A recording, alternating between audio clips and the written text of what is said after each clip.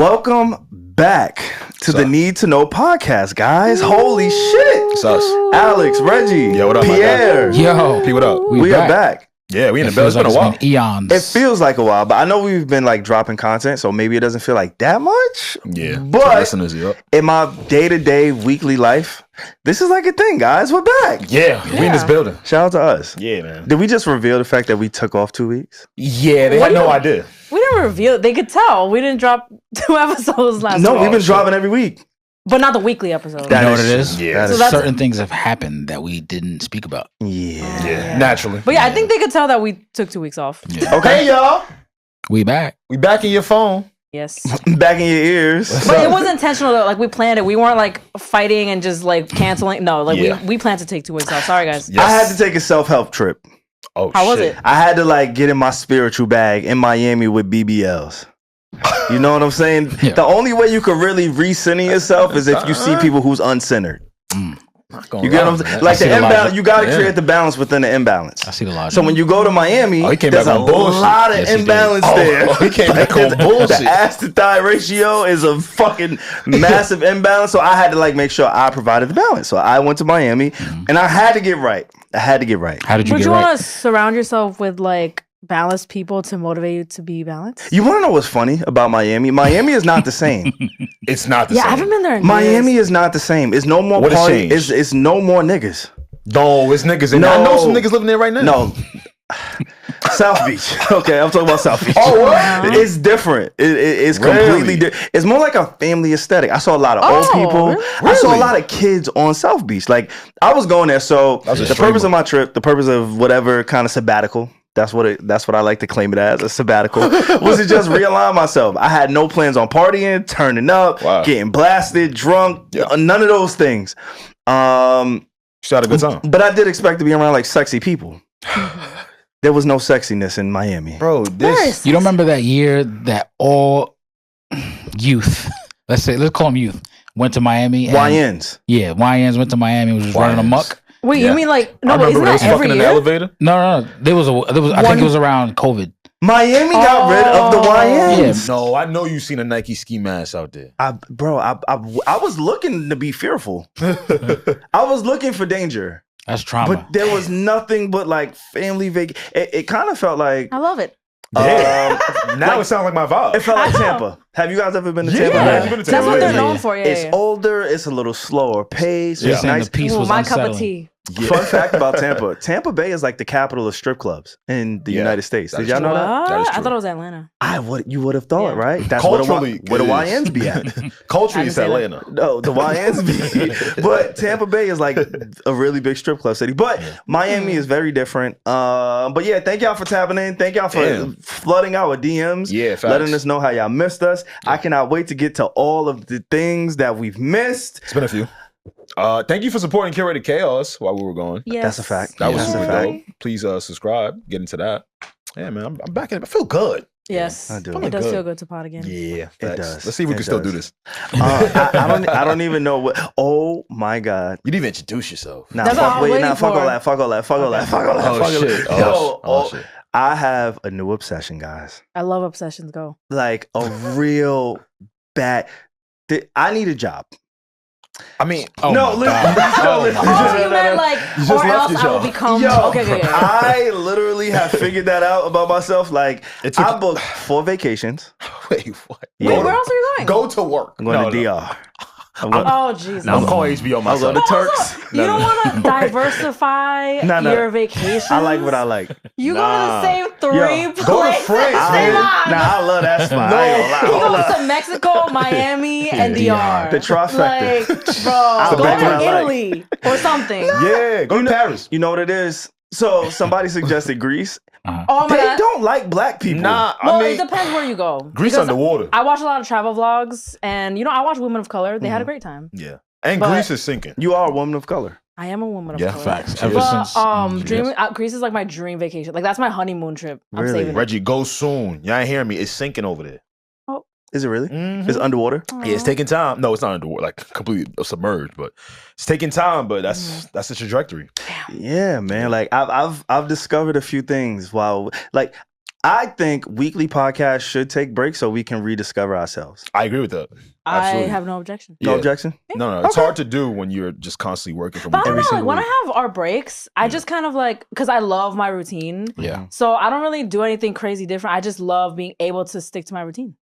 I'm not mad at that. I'm not mad at that. I'm not a fan of breaks. We're gonna get I love working. I love overtime. breaks though. Don't get me wrong. I ain't mad at that. We're gonna get into that a little bit later. Oh my god, there's so many topics. what is the obsession? Oh, in a real way. In a real fucking way. Wait, just a quick little thing. In a You know real how way. people be like, "Oh my god, I think I have ADHD. I can't focus. I jump from topic to topic." I have reverse ADHD because once you mention something, I'm like, "No, let's finish that thought. Yeah, you're very Let's good go." with that. I'm like, "No, Savon, finish the topic that you were gonna." say." That's really good for podcasting. I have No, it reverse is. ADHD. I'm like, "No, we're gonna finish that and then move on to the next one." No, you killed it. No, we need that in a real way. For real, in a real Brodusky. way. I'll balance it out. My Brodusky over here. I missed you, Brodusky. I shoot the fight, though. You know, yo, I I need that in a real way. Gotta catch them all. Win, lose, or draw. Aaron the plumber. You feel what I'm saying? In a real way. Yeah, in a real way. Hey, Regi, I ain't gonna lie. Are you certified? She disqualified, gang.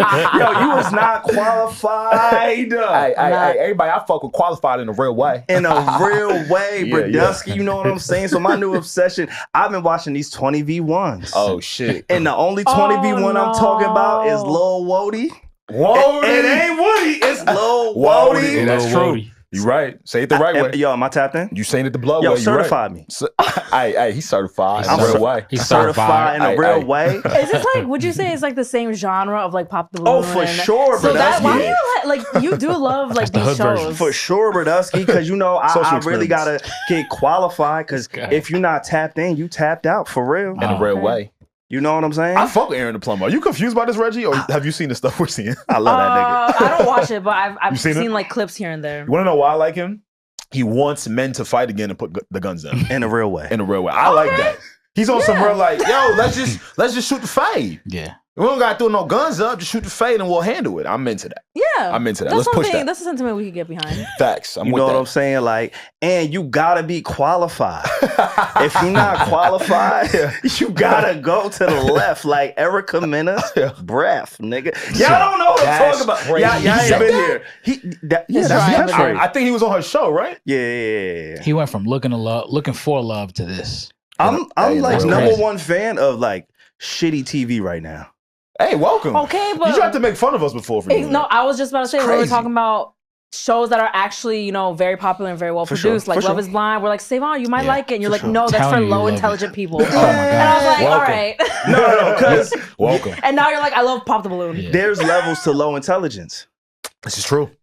Okay. The IQ niggas follow. different. The niggas take it a little further. Hey, in a A real little way. lower. In a real way. Like, Pierre, So you watch like out. the lower? I like the lowest. Watch yourself, people. Reggie, Yes, you know I'm an extremist. I do. So I need the lowest of the oh, you're like, lowest if I'm tier. watching bad quality TV, I'm gonna watch some dumb Like, shit. yeah, like Love Gotta go all the way Island with it. is like it's low quality TV in my Yeah. opinion, but it's highly produced and it is great. Yeah, it's it's great. money. Yeah. It's cool. Their And storylines, yes. I understand the allure. I understand all of it. I want to see niggas fighting. You see yourself? You know what I'm You saying? degenerate. I need to see that for show.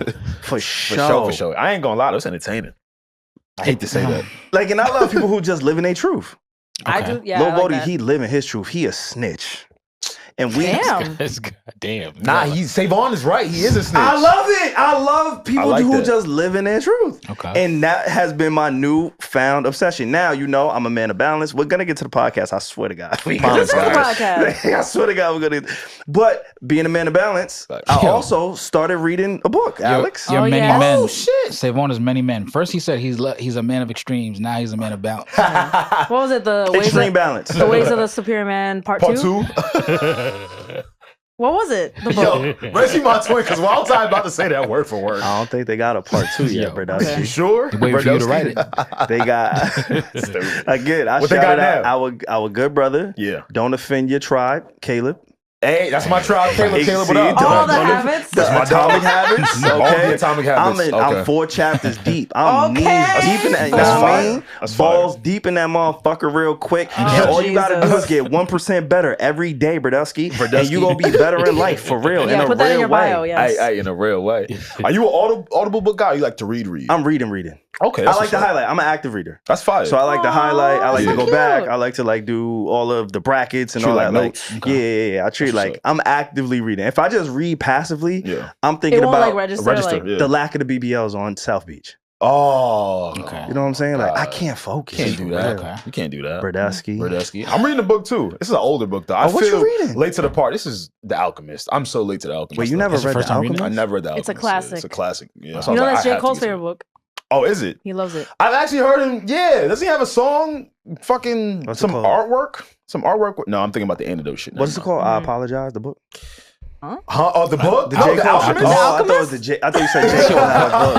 I was like, wait, I thought the book was called The Alchemist. Oh, my fault. But it's a classic for a reason. It is. I can already tell why. Read more books, y'all. Yes. How many chapters? How many chapters? Nah, my shit fresh. I'm only on the 2nd chapter. 2nd page? He's still with them sheep. Okay. Let's have a book reading competition. Word? How do we do that? The first one to finish. First one to finish? Wins. Finish what? Wins a Which hug. Book? 10. I think Regi would beat us. I read dumb books though. Like I don't read like self-help books. I like the one I'm reading now is a domestic thriller called The House Guest. That sounds alright. I like rich housewives type shit, like where they like kill their husbands. Are you reading the there's like a new phenomenon. Y'all heard about it? What's that? It's about the dragon sex. Wait, that's a whole nother genre. Like something I would like. What is dragon sex? I didn't know they had that one. The women are like obsessed with this book. It's a new genre. Is this a spin-off like a new 50 Shades of Grey? Exact, but with dragons. Like Braveheart. Braveheart. It's not Game of Thrones. Y'all know I'm a throny. I'm all of these things. This has nothing to do with Game of Thrones or anything. But there's a new fantasy sex genre that women are really tapping in. Women have really niche things that they love that men just can't really penetrate. Like murderers. Exactly. And Stanley Cups. That's just their thing. And this series, I have to look it up. I'm gonna look it up. I'm gonna find it. But it's about it's very sexual. They talk about clit stimulation. They talk about on a dragon. The dragon and owner. Is the dragon a metaphor for a woman? When the dragon gets horny, so does its owners. So imagine you had a dog. Now, no, listen. It's not my type of book. It's political and all that for real. If you can fuck with gang politics, Brodusky, you can really fuck with the dragon shit, bro. I wish I was more in a fun real way. and like into that shit. I'm not really into like that type of stuff. Dragon clits? I wish I was, because I could join the girlies on this hype train, but I can't. The dragon. I'm gonna put. We gonna do that together. That's gonna be our book club. What? Oh, we all should like read that book. I think we should try a little book episode club. title. Nah, I've been part of a book club. It's cute. It's very wholesome. Yeah. Is it wholesome? Yeah, and then you link up and meet about talk about the book and talk about what we learned. But what if I'm trying to reenact the book? Oh Jesus! Like, I'm trying. That's not a book club. That's just flirting. Word? That's just flirting? Yes. No, but I feel like we should reenact the book, see how maybe they perceive the reading and how I perceive the reading. The new book club should be the new, or book club should be the new run clubs. That's probably so find a nice date. Yeah, I think the book club preceded the running club. This is true. Yeah. Yeah. Book club preceded. So real quick before we do the intros, do y'all have like a dream guest? Dream guest, Alex, Regi, and even Pierre. I want to hear your dream guest too. Okay. Of who you like on our pod. Damn. Will Smith. So much pressure. Oh wow. We're gonna talk about Will. That's a great guest. It's because I just also feel, well, obviously him being who he is, but also just the lore of Need to Know and Will Smith, how much we talk about him throughout the years. So I feel like that'll be so fun. I love that. I'm not mad at that. That actually makes a ton of sense. Actually, I shot my shot because I knew he was gonna be on this press run because he dropped an album. Yeah. And then they said no. Oh, wait. To my homegirl? Damn. Nah, come on, Will. You shot your shot for real? Well, you sat down with Black Boy Max. You can sit down with Regi. No, that's why I shot my shot. Because in the Bad Boys 4 press run, they did a lot of things with content creators. So I was like, hello. I thought he was in this new content creator era, but he hates us. Oh, damn. And you love him, yo. I do. You fucking love him. Yo, this is number one and number two fan, right? Yeah. I'm number 3, right? Nah, she number 1. I'll give Regi number 1. I ain't mad at that. No, it's okay. You don't have to. But like, it's a we thing. Yes. Treyway. Treyway. I guess we need unicorns. We can't go grab a guest that anybody can just go grab. So I like Will Smith. I like that too. Man, I didn't know whether to be horny or whether to act like a fan. And I won't be horny. Both? Yes. You can combine it too. I can, but not with this individual. LeBron, come take a seat with us. Come lie with us. Oh, wow. That is a dream. Come lie with us. Do you think that can happen, guys? Yeah. I think we got a better shot of Will Smith. Yeah. Pierre, who would be a dream guest for our podcast? Well, the first name that kind of just popped up into my mind was Ak, since he's really polarizing, and I know Reggie doesn't really like him. Don't wait. She never said that. She never said that. She said she doesn't understand. She doesn't understand. I don't like him. I hate him. I love polarizing conversations or conversations with people who don't really like bang with each other. Okay, that could be dope. I feel like that can happen though. He also did an episode with like Elliot Wilson. Like if you really wanted to have Ak on the show and talk to him, I feel like you could achieve that. You also don't have a deep hatred for him, Reggie. You just don't fuck with whatever he's doing. I can't because I don't know the guy. She doesn't understand. That's what I said. I tried to, but she was like, wait, hold up. I don't like him. That would be the perfect. I mean, I don't really respect a lot of things he does. And I will tell him that, but like, I can't hate him as a person because I don't know this guy. Like, I don't have. He's a Jersey King. I don't care. I was trying to make the connection there, but okay. Like, I don't have like a weird parasocial relationship with him where I hate him. I'm like, bro. That's healthy. I know what you're saying. Well, I need, in a real way, Aaron the plumber to come on the pod for real. I need that. Why did I know you gonna say that? Gotta catch. Gotta shoot a fade. No, for real.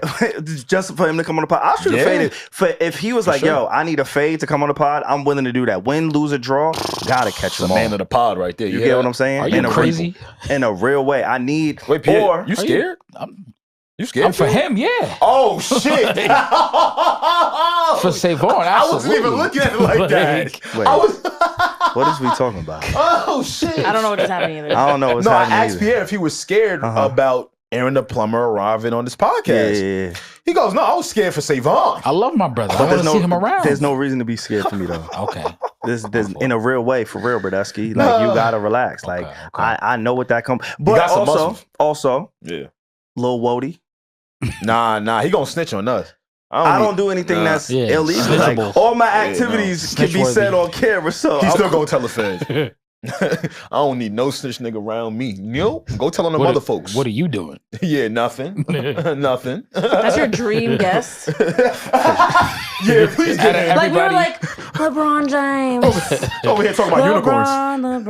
LeBron James. But y'all see those LeBron songs? Yes. Sing one for me. Let me hear that shit. I ain't hear that. And he actually acknowledged it today. LeBron.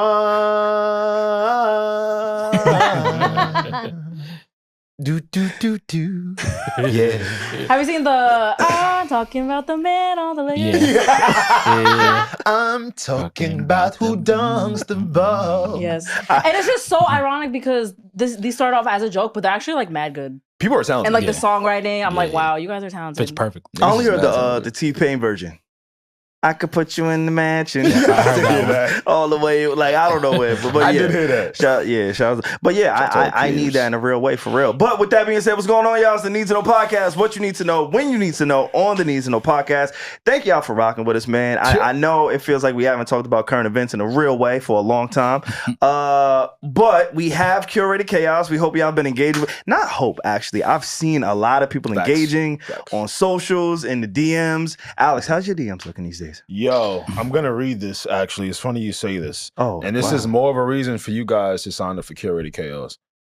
A young lady DM'd me after seeing a clip of ours. And on the clip, Reggie is telling for Savon and I to build a girlfriend with only $15. Okay. This young lady says, I pretty much am your budget. I just have dark humor or sarcasm. A Pilates hottie. And they needed an option of non-communication. On the clip, I said that I like a woman that goes to Pilates. So yeah, people are tuned in, folks. Oh, okay. People are tuned in. People are tuned in. That's how you source. That's how you source them. Mm-hmm. It's not me though. Nah, it's interactive. You. Not me though. That's just engagement. We gotta engage. I respect that reply. She engaged with our content. She did. In a respectful way. She watched what you said and replied. You know? Yeah, it was great. That was an educated shot, you know? Oh, she was great. She was great. It was. But yeah, thank y'all for tapping in and allowing Curated Chaos, our brand new spinoff series, to kind of hold y'all over while we, just regrouped and talk about some of these things. With that being said, if you're new to the podcast, or if not, I go by the name Savon, Savon, and the N is for nigga needed rest, because I was tired as fuck. So thank y'all for allowing us to take these 2 weeks off. But yeah, what's going on, A? Yo, what up, y'all? It's your boy A, as always, the Paco Ramon Poppy. Never alone, always with the posse. My gosh, guys. Sorry, Reggie. We have more thoughts on my dog Pierre and King. Yeah. Each and every Wednesday. Go tap me, y'all. I'm sorry. Alex revealed to us something very interesting. You can tell him. What was it? It's fine. We say it real quick because it's eating at me. Alex found himself a virgin. Wait, what? Pierre, what the fuck? Oh, you was giving it up. Go to We Have More Thoughts, y'all. Ignore what he said. That was a story about my homie. I don't even know why he doing that. His homie. Cool. Come on. That was. Wait. I love doing that. I love telling stories about myself and be like, my friend. Reggie, it wasn't about me. Wait. I was telling a story about my homie and they didn't believe me. You got a clean slate. He got one. He was putting me on. No mileage. Y'all about to show us some things. Why y'all asking me what he finna do? Says 0. See, that's why you can't bring up your people's business to other folks. Intimidating finding out at this age. I'll ask him. And then you find out she's a virgin. I'll ask him. As soon if as he I let was me dating know, a guy and I found out he's a virgin, I don't know. Just tell us, eh? As soon as when he let me know, I'm gonna let y'all know. Nah, let us know. I got y'all. Okay. My friend. But it's not gonna come from me. I want y'all to get this shit clear. It's coming from another. I want to out the nigga. I know. I got a friend too who was in Miami recently, and all he did was read books for real, in a real way. And didn't go out or anything. In a real way. My man, he was chilling in Miami. That's for real. Crazy, man. Real way shit. Yo, Daryl, don't listen to them, yo. Brodusky. Not Daryl. Yo, Daryl. Damn, not the name. Hello guys, it's me, Reggie. And Armand points out to me, I guess this is my intro because I always am very happy and blessed to be here, and I always say it, so I'll say it every week. And I'll pass it to Pierre, the man, with the cam, with the plan, behind the cam. I need everybody in the comments right now. Let's tell Savon and everybody else, let's never go on a break. No. Never ever go on a break. Why? What? Because I feel like every time we go on a break, we miss the stuff that leads to headlines. We could just get to it now. Wanting to get, but there's nothing like a fresh meal, hot off the press, hot off the plate, I should say. You never want to break, Pierre? Never? Every now and then, but not on pod days. What? Not on pod days. But okay. You don't take breaks. Is that the African and Haitian in us? No. I mean, we got him. We fucking got him. Because we may not take too many quote unquote breaks, but Pierre, you have missed a show for traveling. Yeah, I was working. So that's a break. I was working. Vacation. I think you know what? I think Jamaicans might have. They got us. Yeah, they got us beat. Yeah. My homie Steph got like 3 jobs. 3? Okay. That nigga get 2 hours. What's the most jobs you ever had at one time? Yeah. Wow. I guess I'm Jamaican too. I had 3. I have 4. Damn. All right, you got it, man. That's like when the dude be like, "Yo, you ever had a 3-something?" Nah, I had a 6-something. Like, all right, bro. It's like, okay, cool. You got it. Salute. Like, the fuck, man, then go relax. I have nothing to prove to you. Yeah, go for it. Jason Love, chill. Anyway, all right, yo, I'm glad to be back. Yo, what are we talking about today? It's a lot. Crazy. It's a lot to get to, man. We missed a lot. Yeah, I was talking about some shit real quick. I got a question for y'all because when I was in Miami, I did meet up with one of my friends, one of my home. Oh my god, I got a new idea. Nah, finish that. Homegirl. Because because they got homeboys and they got homegirls. It's my homegirl. But we were having a conversation over charcuterie and wine. Hey. It was a really good vibe. Charcuterie. And wine. It was a really good vibe. Okay. I love charcuterie. I'm a whore for charcuterie. Yo, I didn't know that wine bars were a thing. Have you ever been to a wine bar? Oh yeah, I for sure. Fuck a wine bar. Wait. Oh my god. Okay, I've been with a baddie. Your experience in a wine bar. How does it? Because this is my first time. What is a wine bar typically like? What is the flow of the night for a wine bar? I don't know how everybody does it, but when I go to a wine bar, I like talking to the bartender or whatever the fuck they call themselves, sommeliers, and I like just drinking their recommendations. Like all night, just be like, oh, I want to try this. Where does this come from? Is it Argentina red, whatever? And then just like the whole night, you're just enjoying it like that. usually a very sexy night. Dark in there. Yeah. You get to try a bunch of wines. You have no It's like a vibey vibe. Does the wine come with food generally? It's like small snacks. Well, a good wine bar will have pairings with certain wines. For your palate. Cheese. For your palate. Like small plates, toppers. Like literally some wines will be better with like steak. They'll have like steak bites. Fam, look how cultured we are. Some will be like grapes and nuts. Facts. We are so cultured here. How was your wine bar experience? This place blew my mind, and I'm not gonna say this. No, legit, it blew like, did you guys know this existed? I didn't know. Did you love it? Isn't it a vibe? So the premise of this particular wine bar is you go in, you pick your meat. Okay, you start out with. You start off with it. I mean, shit, better than us. We ain't pick our meat coming out the womb. You gotta pick the meat that you want. Okay. So you go in. Some pick the shrimp. Nah, it's facts. Some niggas ain't get a chance to pick. Shrimp is meat, bro. Shrimp is not meat. Shrimp is meat, bro. Huh? Is it? It's a seafood. It's a seafood. That's sea meat, man. Wait, is that meat? That's not meat. That's actually a sea roach. I hate when people bring this up. That's a sea roach. It is. You gotta eat a little bottom feed ass. Yeah, that's what it is. I'll eat a shrimp. But anyway, I walked into this wine bar, right? This wine, whatever it was. It was in Miami. So halfway, and you know how Regi had the indoor pool and the outdoor pool? Oh. This shit had the indoor patio and the outdoor patio in a real way. You get what I'm saying? In a real way. Yeah. So you go into this place, and you walk in, and they got a big ass fridge and different options of meats. Mad different meats, long meats, red meats. Oh, he doing it on purpose. No. Okay, we got him. Old meats, young meat too. What was it? Was it veal? Oh, wait, we should have said young, sorry. You ordered the long shit? Because they want you to choose your meat for the board, for the charcuterie board. So so you picked the meat that would last, right? So the charcuterie is like salami. They got it all. Oh, did you get a prosciutto? A prosciutto. You know, I used to cut that in the desert. they got it all. What's the one my Italians like? The meat and the cheese. Capicola? No, also the Sopranos. Grabagoo. Oh, Grabagoo. All right, bet. Okay. So you choose your meat, you choose your cheese. They give you a side of bread for free. They give you olive oil. They give you sun-dried tomatoes, fig jam, all these things, right? Like, so that's like on the walk-in. So I'm already intrigued. I'm like, wow. This is nice. Because most times you get a charcuterie board and they just, whatever meat you get is what you get. Yeah, you're assed out. I like to pick my meat. So when they allow you to pick the brand, you from New York, nigga. Never in that voice. You gotta pause that. See, you've been out in New York for too long. I was trying to let boy rock. It's so crazy. No, that was so crazy. No, right, yo, so I was trying to let him rock. You know how crazy that was for none of us to pause it? That's what I'm saying. That's how shocked we were. It took all of New York and me to chill out, but I had to say something right there. I'm sorry. You gotta pause some of that. I ain't gonna lie. Please. I mean, picking meat is crazy. It's in the fridge, so cool. I pick whatever I want with the cheese to go along with it. I say, hey, salami, and what's the one you said? Prosciutto. And the prosciutto. I gotta get that. It's a little chewy on that shit. So I like it tastes good. It tastes great with the bread. Long story short, I go into this wine bar, boom, we pick out whatever it is that we want on the charcuterie board, and then you go out.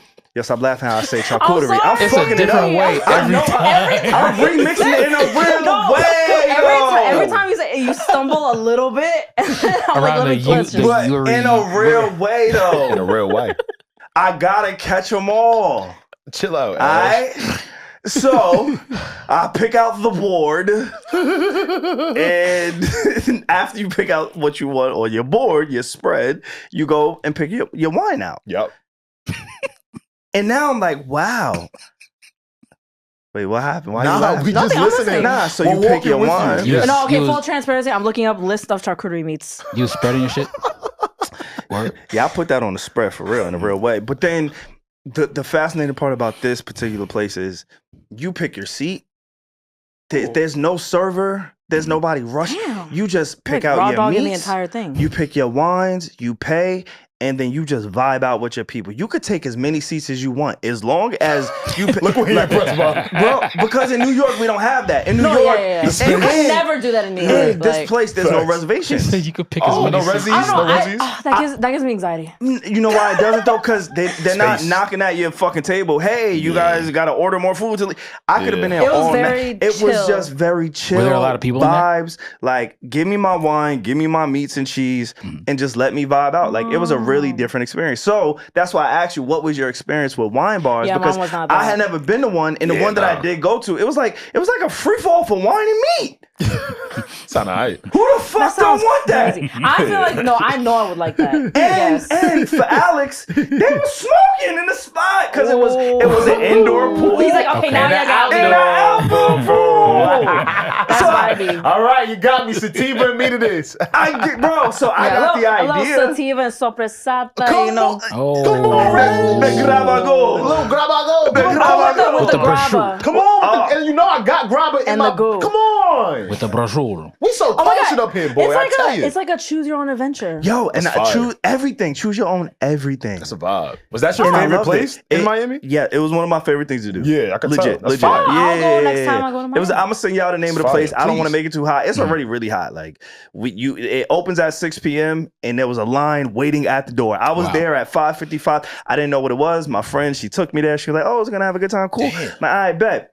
The place got packed super, super quick. Me going into like capitalism mode, Capricorn mode. Naturally. How do I bring this to New York? I don't know, because it's just the logistics of New York. I feel like people wouldn't let it be chill like that. Like it'll get crazy real quick. You would have to find a really low key area in New York, which is really hard. But then someone makes one TikTok about it and then it blows up. Yeah. But I trust our people that rock with us. What you mean? Yeah. Like think about our mixer. Yeah, like think about our mixer. Yeah, everyone's chill. There's always that is the last thing on my mind. People like fighting or being weird. Like, you know, so not fighting. If I were to do the meat and cheese night, so my friend, her what? It's just funny when you say it. Nah, you brought the meat and cheese night to New York. What's up? Meat and yap.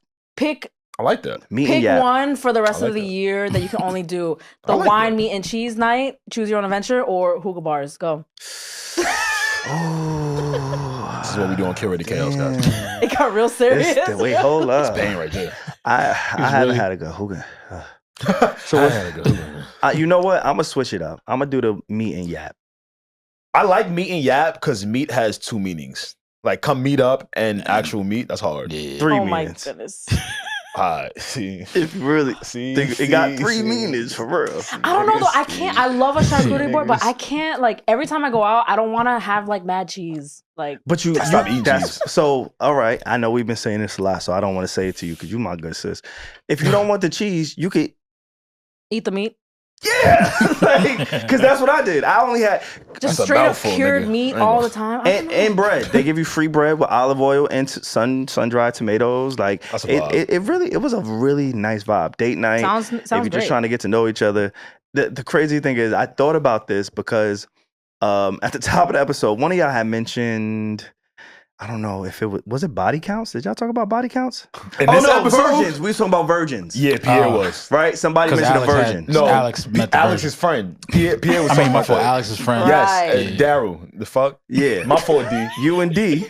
My fault. Y'all had they made me do it. Yeah, so it's okay, Daryl. So when he mentioned the virgins, it made me think of my wine night because over the wine and cheese and the meats, there was a question that came up.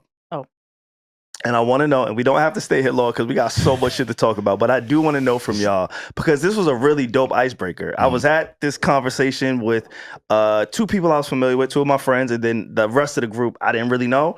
But this question allowed the floor to just be open. Okay. So there's 2 questions, 2-part questions. The first question is, what is too many bodies for a man or a woman to have? To where you're judging, right? So for Alex, Regi, Pierre, so if a man or if a guy said, yo, man, I have X amount of bodies, you're looking at him like, God, you're doing a little too much of your life. And the same for a woman. And we don't got to stay here. I just want to know if there's a number in your head that pops up. Anything over 1,000. Okay. That's fair. Okay, actually that's good. Because I was thinking about like, if it's like, if someone said like 200, I'm like, I actually know guys like that and they're like normal. So I was like, you know what? I'm not actually judging them. Okay. So I was like, oh, there's not really a number, but 1,000, I'll probably be like, damn. Are you thinking about over the course of their whole life or like at what age? Wherever they are today. Today. Like where they are today. You meet somebody that's 31, 30. I don't know. What's your numbers? 31? I'll bring a number down. Anything over 400. It's like... Okay. Just body counts in general. I have like no I have zero opinion on body count, like negative opinion. I'm like, I don't give a fuck. Okay. Like, so it's hard for me to come up with a number. We all use cars for real, right? For sure. I mean, when you really think about it, I mean, none of us really fresh out the lot, right? Not all. Yeah, you know. Unless you're Daryl's girlfriend's virgin friend. Exactly. You know, nigga, like she's fresh out the, whatever you just said. Yeah, I'm not a judger. So long that pussy clean. Okay. Oh, like sanitary, like hygiene wise. Don't come back with no diseases. So my number, I'll be honest. Got a number? I'm dead ass. I had the conversation, so I do have a number.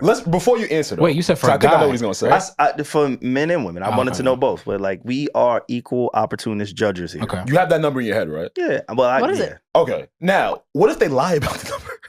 Yeah, like there's no way to find out. Them. We're not here to judge. We're just here to open conversation of how you perceive people, right? Got you. It's like whatever your number is, cool. I don't really give a fuck. Yeah. Because prior to this conversation, the conversation was, if you're dating, do you ask about body count? Collectively, everybody said no. Right? Yeah. Like nobody gives a fuck. We grown. Whatever your body count is, cool. Whatever. Like this is not this podcast. But I was curious to know if there was a number that you judge. Whether you know what I'm saying? That was it. All right. She got 10,000 bodies. For what? She got 10,000 bodies before 30. Crazy. Then it's like 10,000 before 30. Is that humanly possible? You want to look? Wait, some people that know. Remember that girl? I forgot where. It might have been on YouTube. Fuck like 100 men in one day or something like that. Yeah. Okay. You do about 5 of those a week. So your number is 10,000. Yeah, or just a very absurd amount. No woman is ever gonna I don't think that's look realistic. you in the face and say, "I fucked 10,000." Like that's crazy. We're gonna find out though. All right, my number was 50 for women. Jesus. Savon, you're not serious. I'm judging. What's the math? I'm not knocking what's you. Your math? I'm not knocking you either. I just want to know what your breakdown is. What's your math? I don't have a breakdown. There's just a number. Okay. What about if a guy said 50, you're not judging him at all? Nope. I'm not. I hate that. That's crazy. That's sexist. I don't give a fuck. That's crazy. I'm telling that's crazy. Pussy clean itself. The question was, wait, say that again? Yeah. You know, pussy cleans itself. You ain't never smell no fishy? I know, but I'm just saying. So why it does have the ability to do that. Yeah. We actually got to wash our shit. And sometimes you gotta pull back the anatomy. Well, again, the question was, what is the number that I personally, Savon, and everybody who answered judged? Everybody had different numbers. Yeah. What's the highest number you heard? I think for men it was anything over 300. For me personally, I was like, if a nigga got over 300 at 30, he was doing a lot. Yeah. Now I do know some men. Yeah, who's up there? Significantly more. Personally. You'd be surprised. I know a few. Facts. Don't do it. Don't do it. But the number discrepancy for women for me personally was different too. Yeah. So 50 for women, 300 for men. Now I know it's sexist. It's not right. Cool. I'm not trying to be right. I'm telling you my truth. This is just your opinion. This is what I thought. Sorry. So then after the high number came, what is the low number that would concern you? So if you met somebody and they said, hey, I have one body or X bodies, like, and you're like, oh wait, this is really low. This is concerning. Is there a number that's too low that concerns you? Yes, I have a number for that. I mean, I know I made a comment earlier about like, oh my God, like, I don't know if I would date a virgin, but honestly, if he is Mr. Right and he really isn't that sexually advanced, it's fine. He's not like he, people can like learn, like we can learn together. So it's fine. It's not like a deal breaker. Like I'll deal with it. Whatever. Okay. One, because that means you tried it, didn't like it, and just put your shit on the shelf. Nah. Hey, you can change that for her. I could, but no. One time you didn't try to see what's up again? Something's up. Something's up. Okay. You know that sensation? All right, let me chill. And that's for men and women, one? Yeah. Yeah, because for a human being to experience that euphoria just one time, and not want to like, wait, he said and not crave it. Yeah, you know what it feel like. What the fuck you doing? You heard that song? What you been in? What you been in? Okay. But also, maybe it wasn't euphoria for them, right? Because that's and it turned them off completely. Then they would like sex, that makes sense. That makes sense. Okay. But yeah, I don't know. I know we don't do like the body count conversation on the pod. Please don't clip this. we don't have to clip this at all. Because this does not represent us. No, but I was just curious because I've never been asked what is the lowest amount. So I think two, I'm kind of scared. I mean, 30, it's not the most ideal situation, I think like you shouldn't really judge Well, I can't speak for everybody, but I don't think you should cut somebody off just because of their body count. No, not just you. Internally judge. Like, what is it? No, yes, that's it. I gave my answers. Okay, so 1. No, I know. For men and women is for you. 1, Reggie. Concerning? Well, concern is actually a good. Because I just said like concern is a good word. It's not my ideal situation that a guy would only have fucked one person, but I'm still gonna like try to see where this goes, like date him. But you judge him. No, I'll just probably ask like, oh, why? Like, have you been in a relationship for most of your life? Like, what's happening? Yeah, I'd say that's not judging. I'm really trying to get to know him. Like, yeah, anything for me under 3, I kind of side with Reggie because it's like, okay, you're either really selective with who you engage with, or you just really hate sex. Yeah, like do you like not want to have sex? Like, I'll probably more so have a conversation instead of being like, oh my god, he sucks at like fucking. Like, okay. Well, I know some women that would do the opposite. Salute to them though. Okay. All right. I was just curious. That's it. Yeah. That's it. Now we can talk about the things that we've missed. Oh, Jesus. Actually, before we get into that. Oh my God. No, it's ad time. Oh, yes. It's just real quick. Underdog is back, guys. Hey. Hey. We bite.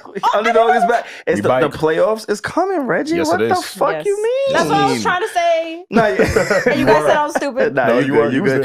Shout out to Underdog Fantasy. We are locked in with them again. And if you don't know by now, this is the best daily fantasy sports app out. Simple, plain as that. Listen, if you sign up and you deposit using the code Need to Know, that is easy. Need to Know. They are blessing you with up to $1,000 in bonus credit. Yeah. Okay, that is a lot of money. The playoffs are here. MLB is back. The season is here. Yeah, y'all know I'm locked in on the NBA. Same. I'm picking higher or lower on my favorite players every single night. Going into the playoffs, actually, if you tap into Armand's Stay Busy podcast, I'm a big fan of some of the great whites of the league. Jokic is one of those great whites to me. I'm always going higher. With that being said, please make sure y'all download the Underdog Fantasy app. Type in Need to Know. Deposit as much as you want, up to $1,000. They are going to match that. You need that. Need that. In a real way. In a real way. To come rock with us. So please make sure y'all do that. Underdog Fantasy. Stop, pause this episode right now. Go download it. Go ahead. Type the code in. We are back, baby. The playoffs is here. MLB season is here. Yeah. I can't wait to give y'all some of the picks, the selections that I make. And it's going to be a really fun playoff run. I can't wait. It's I can't wait. Be exciting. Keep Underdog is back. Thank y'all. We appreciate Need to Know. Let's do it. Okay. With that being said. Yep. Where would you guys like to begin? Oh, man. Things we missed. Chinese. What do we do? Authentic Chinese food. Oh, that was a really good conversation. Authentic Chinese food. We could do that really quick because I did take up some of the space on that. We can go wherever. But I'm curious. I do want to judge you really quick. That's fine. Well, him. No. Oh. Well, I might judge you too. That's cool. I don't know. Pierre, set the scene. So, I'm a big fan of Panda Express. Damn. And sometimes I frequent the hood Chinese spot. My question to you guys is, which is the more authentic pick for you?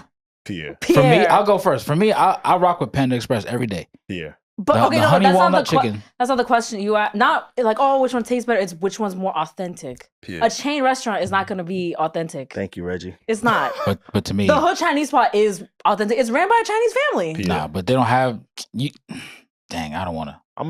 Get racist. I'm gonna take you. Just say it. I know he want to get racist. But like what? It's like not racist. Nah, I'm fucking with you.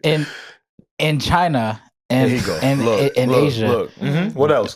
Do they have? Mm-hmm. I mean, they have Chinese food spots because it's in China. Right. But they got Chinatown in the city. But do they have that at the same Chinese food spot that's in the hood? Do they have that in Asia? Yes. Do you know they go to Chinese food school? See, me and my dog in the hood, we cool. He done broke the whole shit down for me. This shit is real life. They go to school for this shit. Like for the hood spot. Yeah. They go to school for that. They go to school on how to put out Chinese restaurants. Okay. Absolutely. Now, it sounds like you done had some bullshit over there at Panda. Come over to the Fly Dragon by me. We're going to get you right. Fly Dragon. Yeah, that's the name of the spot. Yo, I love the spot. It's always like Happy Palace or some shit. Number one kitchen. Yeah, you know, happy, you know what I'm saying? But they don't have the honey walnut shrimp. Panda. They don't have the honey walnut because shrimp. it ain't real. No, that is Americanized Chinese food. Like Panda Express is more American. It is good. Nobody argued with you. He was defending Panda Express like it was the greatest Chinese food. That's like eatery ever. No, bro. that's like calling Chipotle representation of Mexican food. Like I can see that, but nah. I listen. Panda Express, we stand strong. When the last time you went to the hood Chinese spot? Let me scope it out real quick. Last year. Last year? Yeah. Okay, how many crackheads was Actually, outside? no, not Let's last set year. the scene. How many crackheads? I Uber Eats it, so I didn't see it. Exactly. That's your fault.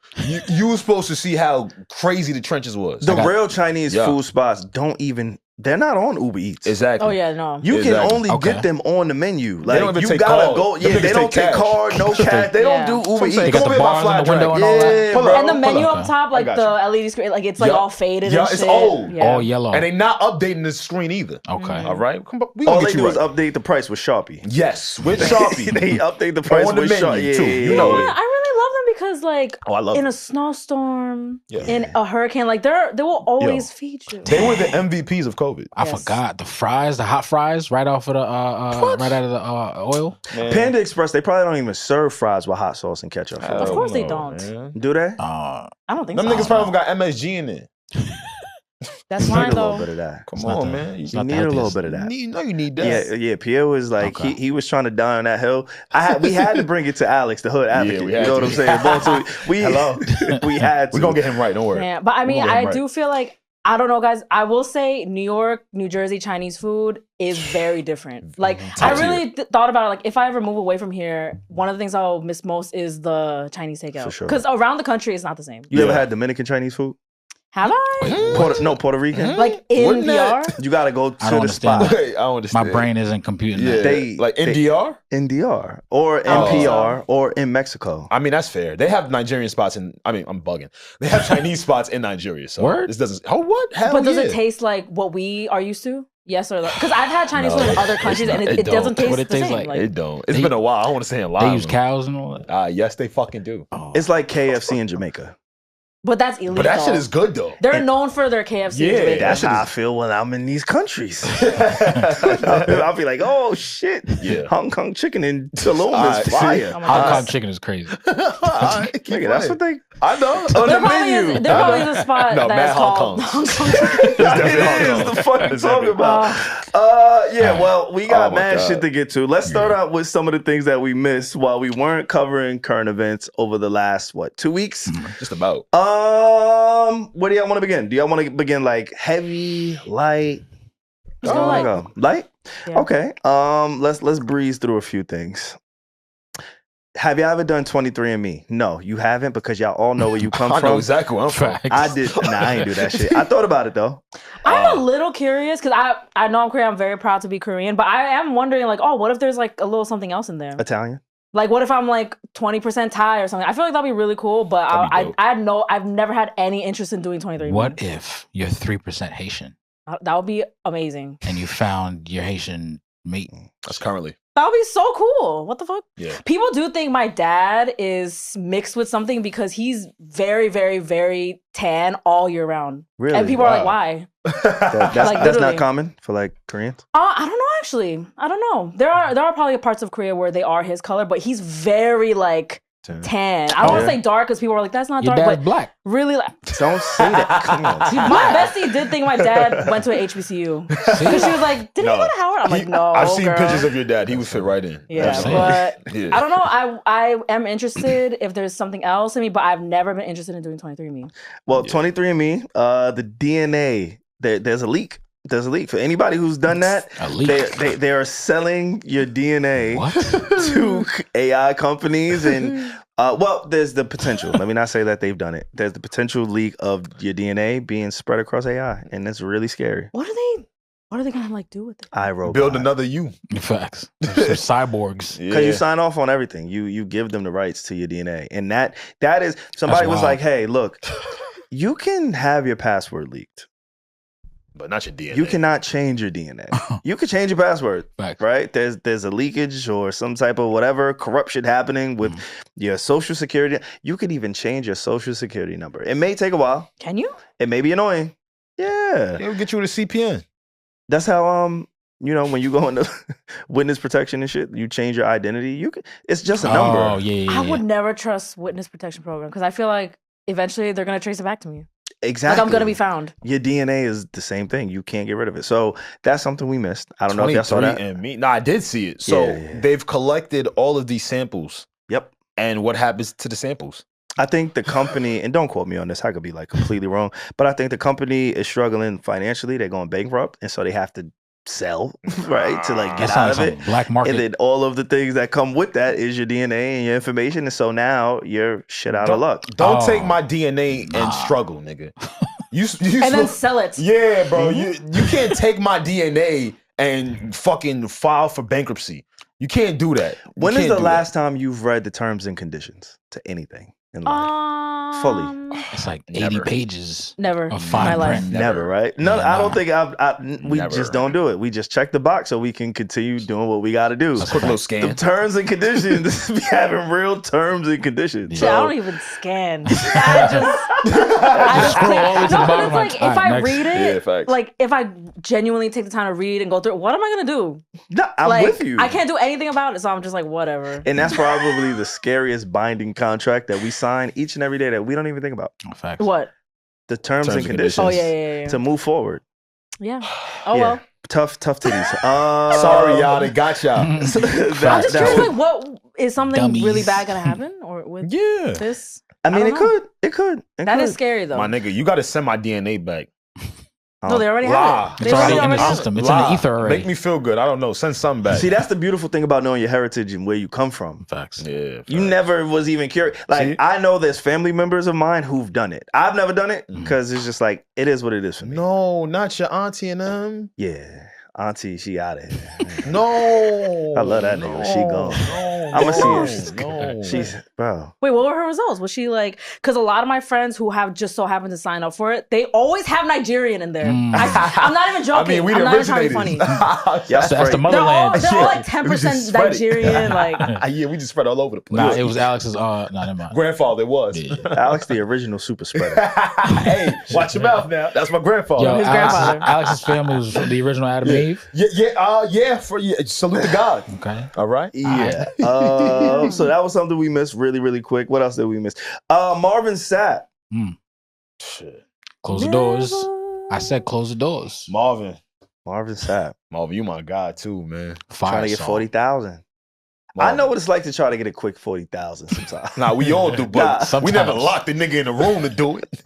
We done all thought about how to get some racks now. Hostage. Marvin Sapp, gospel singer, pastor, all of these things. He was trying to get 40,000 out of the congregation, and he told the ushers to lock the door until everybody donates until we get a certain amount of money. And then not only did he do that, the gangster part about it, the niggas that was online, he said, I need y'all Zelle. Yes. Cash App, Apple Pay, whatever it is. Like, so that's something that we also missed. I could shoot him some bail. But I want you to let's get the jokes off first. Okay. Never would have got it.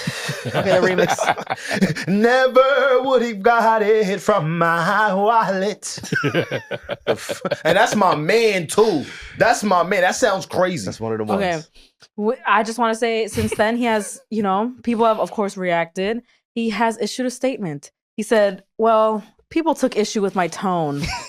And looking at the video, maybe I was a little more assertive than I should have been. Maybe. I can apologize for that. What? And then he disclosed that his family has been getting death threats and people have been like threatening him and such since then. Nah, his tone was way off. It was threatening. Where are you going to shoot him from jail, though? I hold him accountable. It was threatening. His tone was way off. Buddy. Yeah, so, okay. Way off. But hold him accountable. We've all been to church here, right? Yes. Praise right? him. Savon? Praise him. Okay. Praise be. Praise your family... You're pretty much a PK. I grew up in the church. He's pretty much a PK. But say it like you. Yeah, right. I just said I grew up in the church. What do you mean? What more do you want to say? You took a little bit of time and then Reverend Slater, my family. Yeah, like Tell me you play the drums too. I play the drums. Okay, and the keys. Going out to all instruments. Reverend Slater, that is so hard. That's my grandfather. Damn. Nah, Savon. Reverend Slater, my grandfather. He marries people, weds people, funeral, all of these. Like I would love to be ordained. Church kid. That's fire. I'm a church kid. I'm about to start calling you Bishop. I'm not that. I didn't earn that. But Slater. Yes, I grew up in the church. And I love that. And there's no shame in that. No. We all have been where like the tithes, there when the tithes have been being collected and all that stuff, offerings and all that stuff.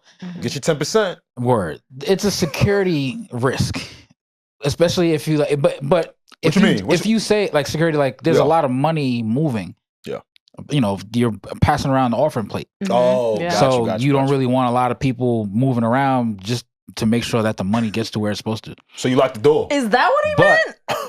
No, I'm from in general. That's kind of how it's supposed to be done. But when the tone is off like that, everything is off. Like, yeah, it was a little. And for like to people who aren't churched, quote unquote, or in the church, like it looked crazy. But I don't care if it was Gandhi. Like, I know you are a worker of the Lord, but man, you can't lock people up in here. I get it. A lot of times we get caught up in the moment. But come on, Marv. That was still. And part of me wants to see what was the context of the sermon that he was giving. 40,000. Nah, listen, that's the context. That's what he wasn't listening. They needed to raise 40K. But for what though? Don't worry about it. I wanted to see what he was preaching out of. He was preaching out of hope. That's a wild story. Wasn't he? It looked crazy. Hey, all I know is that's something we missed. It was a big story. Okay. Shout out to Marvin Sapp, one of the greatest gospel songs in life, in history. If you're feeling away, I think that's one of those songs that can get you through. It's kind of like how Jaquan had everybody in the club getting tipsy. It's gonna carry that man for life. Yeah. I know for a fact Marvin Sapp got a song that's going to carry him through for life. Yeah. Hey. I don't know if he was asking for that money for himself, for the church, for his family, I don't know. Marv, you don't got to lock me in a room for $20. I promise. I give you $20. You ain't got to lock me. And I'm not even sure that was his church. It wasn't. He might have been a guest. He was in Baltimore. That makes it worse. The other thing too, I forgot to mention this. They said this happened like I think a year or two ago. Yeah. And it just resurfaced and went viral. Well, no. This happened today on the internet. The internet gonna tell you when it happened. Yeah. Whenever you start trending is when it actually happened. It doesn't matter like what all the work you've done on yourself within that time. Oh shit. I have to really quick again, things we missed. Shout out to Arlette and BM from Pop the Balloon. Let's give a round of applause. Clap it up for them. Black owned business. Her husband, I heard. BM. That's her husband. You know what I'm saying? Shout out to them. Executive producers. They signed a deal with Netflix. They're bringing their concept, their show to Pop the Balloon. I do want to inform anybody who's concerned like myself. I was really concerned. Yeah. I was like, oh my God, my show is being gentrified. Yep. It is. Wednesday nights are not going to be the same. Thursday? Because this is going to be done live, I heard. It's going to be done live. It's going to be done on, it's going to be with a new host. Issa Rae? No. Issa Rae? No, wrong girl from Insecure. Oh shit, my fault. I see where your mind's at though. Oh shit. They said Yvonne? Yvonne. I thought Yvonne. That's my homegirl. Nah, say what's up to Issa. Say what's up. Nah. She a type, bro. Nah, I'm saying what up to Yvonne. Yvonne's my Nigerian sister. I'll find her. Okay. Yvonne, my homegirl. What up? I do think she's going to be a good job, but I did see a lot of critiques and being like, yo, to sign over her concept and not have her host the show is crazy. Yeah, well, I do want to give a little bit of, not pushback, but just a different perspective because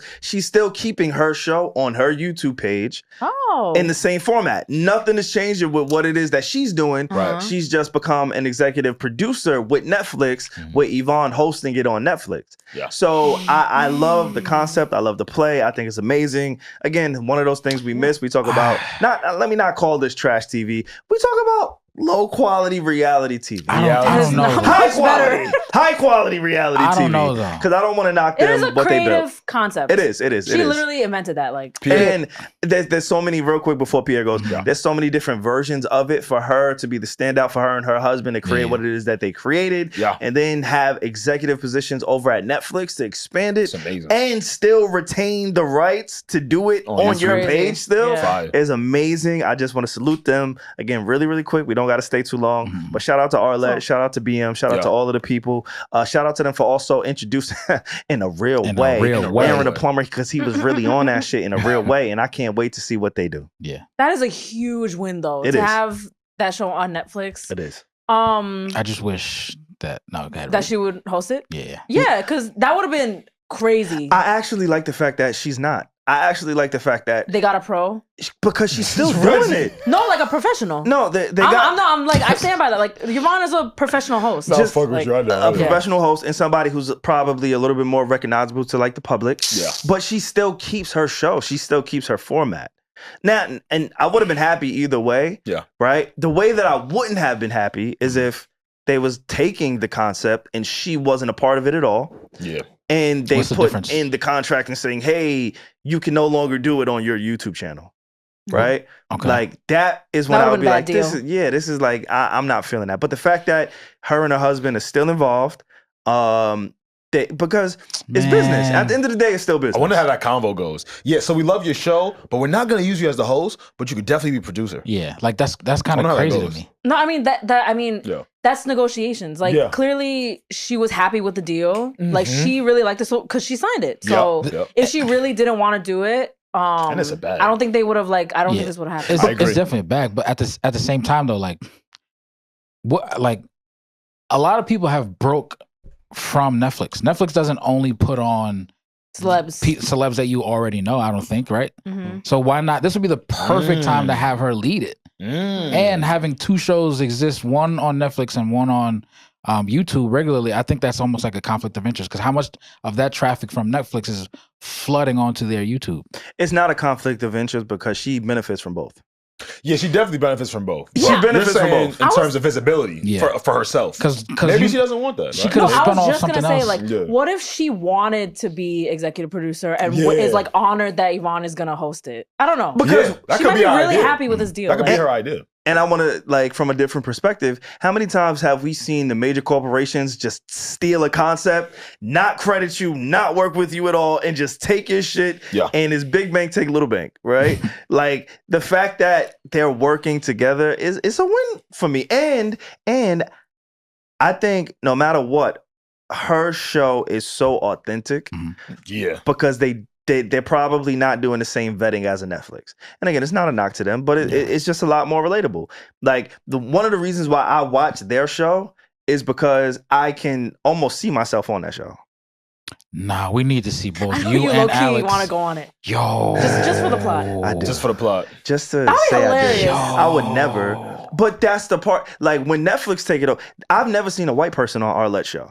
Not saying it hasn't existed. Are they really gonna but I think Netflix can probably broaden the audience, broaden the concept, whereas Arlette and BM is like, no, this is what we wanted it to be for our demographic. And other content creators brought it on YouTube. But when Netflix is like, you know what? We still want to take we still want your input. We still want your concept. Yeah. But maybe we want to open it up to Sally Mae. I don't know. You have to email to get onto the original show, on the YouTube show. Yes. Gotcha. So I don't know if they're actually only taking on black people. This is going to be produced. Yeah. You're going to get a budget. variety. It's Netflix. It's Netflix. You're going to get everything. Oh, no, yeah. No, I figured that. I'm just saying for her show, naturally. Gotcha. And other content creators on YouTube involve some other people. Yeah, for sure. Yeah. So yeah, like I'm happy for her. I'm happy for them as a whole. That was just something we missed really quick. Bro, last thing I'll say too, one of the reasons why I'm also happy for them is I always say you can't go broke making money. So I like the aspect of you saying, you still got the Netflix show and their own show. Yeah, super dope. Real quick, before we kind of move on to some of the things that we're not going to talk about, The Breakfast Club. We missed that. Yeah, we did. We didn't talk about that. We did. Everything seems to be resolved right now, but that was probably the only topic where I had a lot of FOMO. I knew we were gonna have a great conversation about it. Were you gonna rush? We covered it live. Yeah. Yeah. A lot happened. What do you think about it? Alex, you're a radio man. So man. you kind of set the table. Yeah, let us know. A breakdown situation first for the listeners, and then we'll... Well, for months here, we've been talking about the dynamic of Just Hilarious, Lauren LaRosa, and the new iteration of The Breakfast Club, right? Yeah. And something we've noticed as fans, and not just us, you can see it in the YouTube comments in The Breakfast Club, you can see it on social media, you see Instagram, TikTok, wherever. People saw immense talent in Lauren LaRosa. Fire. So literally probably the week before we decided not to record, probably the night before, Just Hilarious took to the internet. She did. Instagram Live.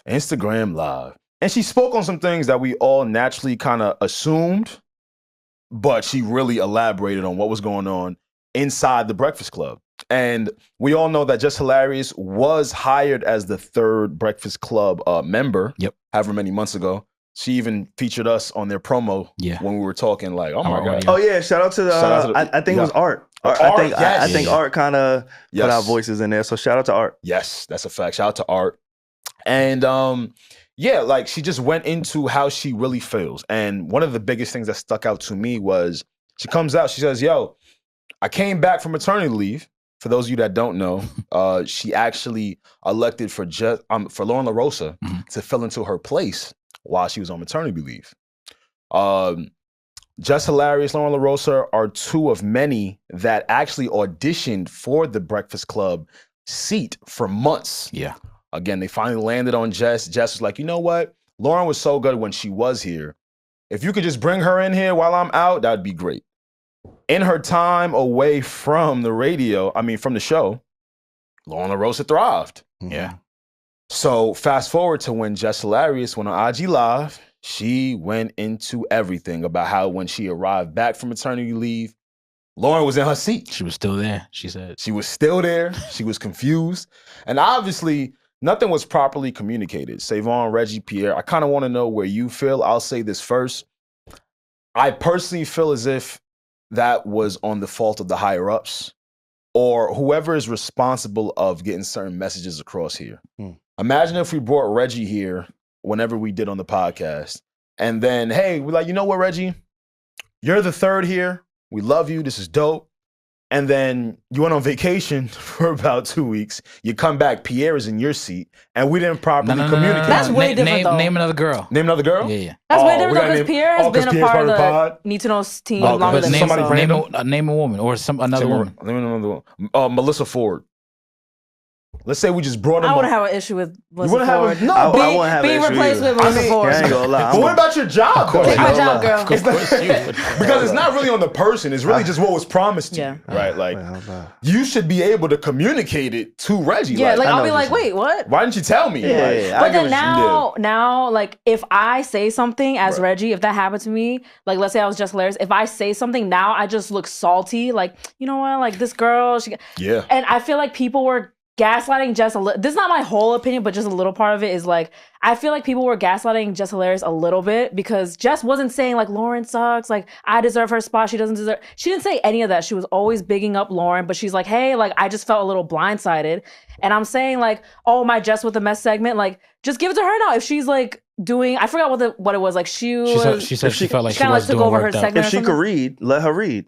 Yeah, facts. Oh, shit. That did sound shady. No, that's what she said. Oh, wait, I don't know. Yeah, she struggled. And before that, Envy had mentioned that he asked Jess multiple times, like, look, like, are you comfortable? Like, let me know. And each time she said, yeah. I mean, because she probably really, I'm not going to speak for her, but she probably really was like, yo, Lauren being here is not the actual problem. It's just like, you guys, like, I have no idea what's going on. You guys it's a lot of miscommunication. So she was just frustrated. The way that she handled it, I'm not saying it was the best. Like, definitely she said some things like, she told Lauren, like, yo, you overtalk. Like, I feel like we're fighting for airtime, all this stuff. So. She said, hush. Yeah, that was crazy. And I like that Lauren was like, yo, I'm a grown ass woman. Don't tell me to shut up. That was a little crazy.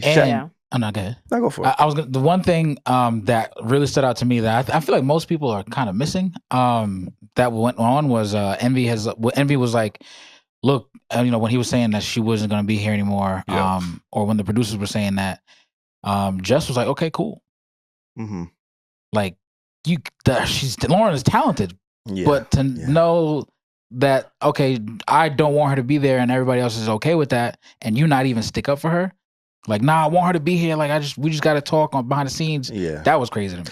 I think two things that stuck out to me through this. And I was like, oh my God, why is nobody saying this? Shout out to Angela Yee.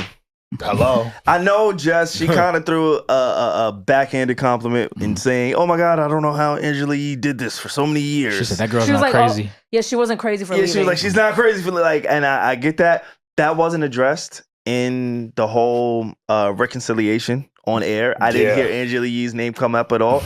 If I'm Charlemagne or if I'm DJ Envy, that would have been something I would have had to address in on air because she's for sure. Why do you think? Like that's not like the point of it though. That was just like a side point. That's It's just one of the things that I felt like got swept under the rug. Oh yeah. But it is something that I feel like should have been addressed publicly because she said it publicly. That's the first thing. Wait, I want you to elaborate on that before you remember your other point. But why though? And I'm not like, I just was curious. I'm just curious because Angela Yee landed her own show. And shout out to Angela Yee because I mean, I'm sure she didn't do this to be messy, but she recently went on a morning show and was like, I mean, just to be transparent, when I left, the entire plan the entire time was to hire 2 people. Yeah, like Angela Yee said that. So yeah, I wonder why if there was communication of like trying to make it seem like there was always only one spot. Like if they did that purposely, I don't know what's going on. That's Capricorn psycho shit that she did. Angela Yee? She pulled some other shit? Because Angela Yee said that, like, her response was super professional. It was amazing. It was great. She's right. Everybody was waiting to hear what she had to say. And if that's one of the few things that you took from it, nobody knew that this was supposed to be filled by 2 people. No. No, yeah, that's why she revealed it. Yeah, that's a revelation. I see what you're saying. You get what I'm saying? Like, I see what you're saying. That she said it in a kind of underhanded way. Like, like I don't know why everybody's tripping about 2 people being there. It was always supposed to be that. Nobody knew that. We thought it was supposed to be, Angela leaves. And Jess comes in, and that's it. I think on the day of when they discussed this, it was either Envy or Charlamagne that also said that as well. So I guess maybe it was something that was under the wraps, and then when they finally landed on Jess, they was like, but then they realized how much they love Lauren. But even the marketing, and I don't even think it's about like Lauren is great. They're both really good. They're like great in their own I way. think I ain't gonna say both of them. No, they're both great. You can't do that. At what? She would light your ass. She could light me up. She's just do what she gotta do. I'm talking about that's what she's great at. In this arena. You asked me what she was great at. That's why. One is great, and I think one is learning on the job. I agree, but I feel like she's great in other areas. For sure. I'm not judging. And that also adds to the show. Yeah. And it does. And I'm not judging her life from this. I'm talking about this specific job. Yeah. There's a reason why Lauren has resonated, right? Because going back to my guy, Aaron the Plumber, she's qualified in a real way.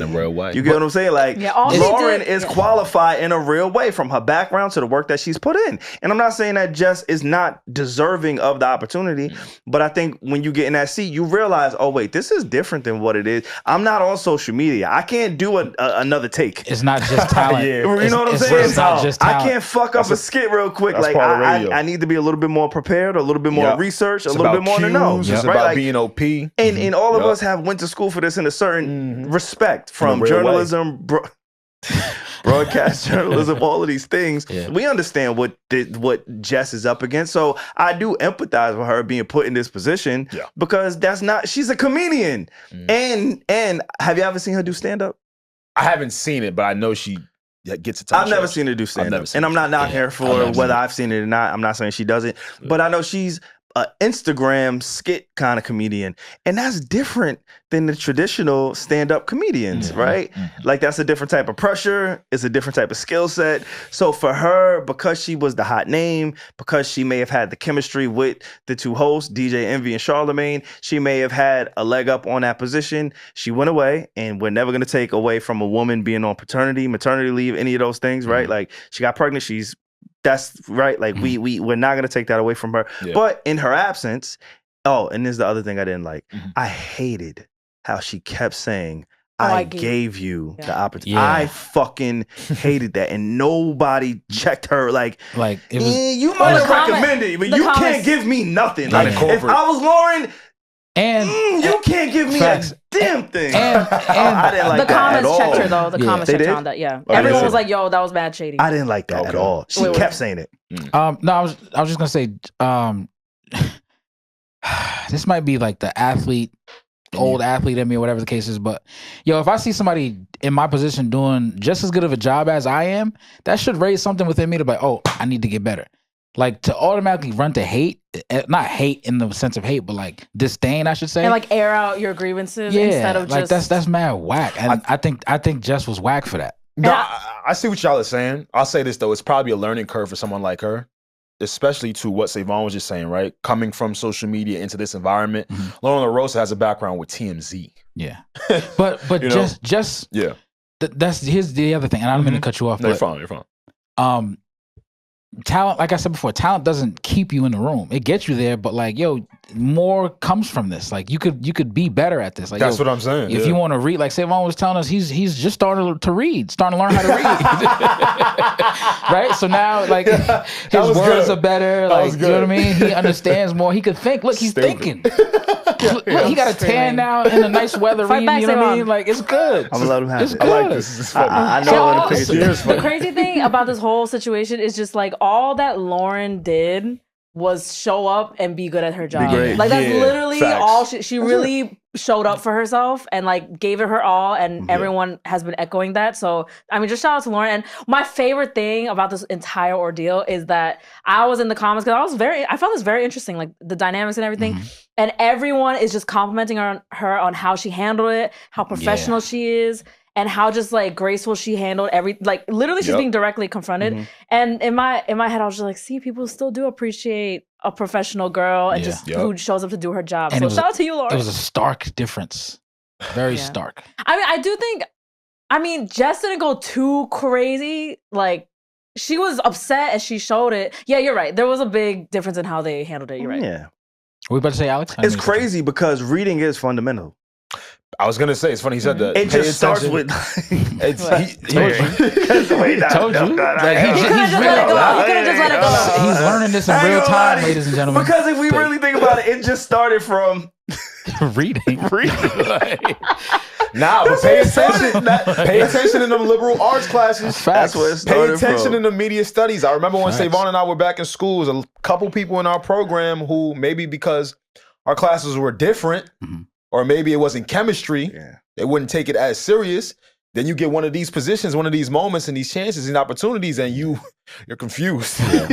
But I do love the fact that both of them can find a lane and coexist. Yes, absolutely. Like I actually enjoy the fact that both of them are able to kind of coexist in the space. Same. Right? And again, going back to Angela Yee, I feel like she's so unproblematic. I think she just has her situation in such a good space that she doesn't need to like make any noise. And just because she's not making any noise doesn't mean she's not doing a phenomenal job at being who she is, or doing what it is that she does. It took two people to kind of fill her void. Yeah. And I do want to highlight that because I don't think she's gonna say it. Also, I feel like you've been highlighting that. You've said that like mad times. I have. You both. Yeah. You guys have mentioned this before. I'm gonna continue to say it, but it's just like one of those things where, you know, when you just see the landscape, and I'm a fan. I'm a massive fan of. If you're in this space, The Breakfast Club has influenced you in some type of way. It's one of those culturally iconic, literally we can say an iconic radio show. Nationally syndicated. Nationally syndicated. Like these are the things, there's moments from that show that we're going to tell our kids about where they're going to be like, oh my God, I can't believe this even happened at the, you know what I'm saying? Like I remember listening to the Regi Fabulous shit on a Walkman radio station. Wow. Birdman. A Walkman? I had it, yes, bro. Like that was them days. It was them days. So I never want to take away from anything, but I do want to make sure, you know, Angela, because because I was one of the people when she left, I was like, yeah, they'll be all right. I remember. As long as they got Charlamagne, as long as they got, and DJ Envy, like, long as they got the core, 2 out of 3. As long as they don't lose Charlamagne, they good. That was my mindset, right? But Angela Yee, she's proven quite different. I don't put blame on either Lauren or Jess. I die on the hill of the communication was not done in a good way for the both of them. And it festered. Yes, it festered. And outside opinions came into play. People were talking about Jess, and they weren't exactly defending her, right? So she also mentioned that, so that made her more upset, and then it just blew up online. Yeah, for sure. Again, one of the things we miss, we go try to keep this as rapid fire as we can. Headphones in. Yup. You gotta just vibe out sometime. Slap right here, look. Wow. Yep. It's therapy right here. Crazy. My crazy life. That's his album. See? YG dropped. Yeah, man. YG dropped. Wait, hold up. I gotta run it back in case y'all I'm not laughing at the song. I'm laughing at like the energy in this room. Turn the trauma into a bop. Me like his transition. Anyway, nigga, turn the trauma into a bop. Intro was sheer. Nah, you just gotta. Let me pull up the lyrics. He being honest about his life. I love that. He being honest about his life. I want to say I love YG's music. Like I would consider myself a very big fan of his music. Like I listen to all of his albums, and My Crazy Life is one of the best albums that has ever dropped. This is true. But I just don't know. Was this something that OG YG fans always knew, or did he reveal this for the very first time? No, this is the song. This is the very first time we've heard that YG was. That must have been that is such a vulnerable spot to put yourself in, especially as a man, and also an older man, like he's an adult now, and to finally be like, you know what, this is my time to tell people. I commend him because that must have been like terrifying. I don't know. It's never easy to do that. Yeah. And I'm gonna say this. I'm gonna go on record. I'm thankful. I cannot share none of that experience. Same. All right. When I started fucking, we was the same age. Conscious. Consensual. Yep. We was consensual. Yep.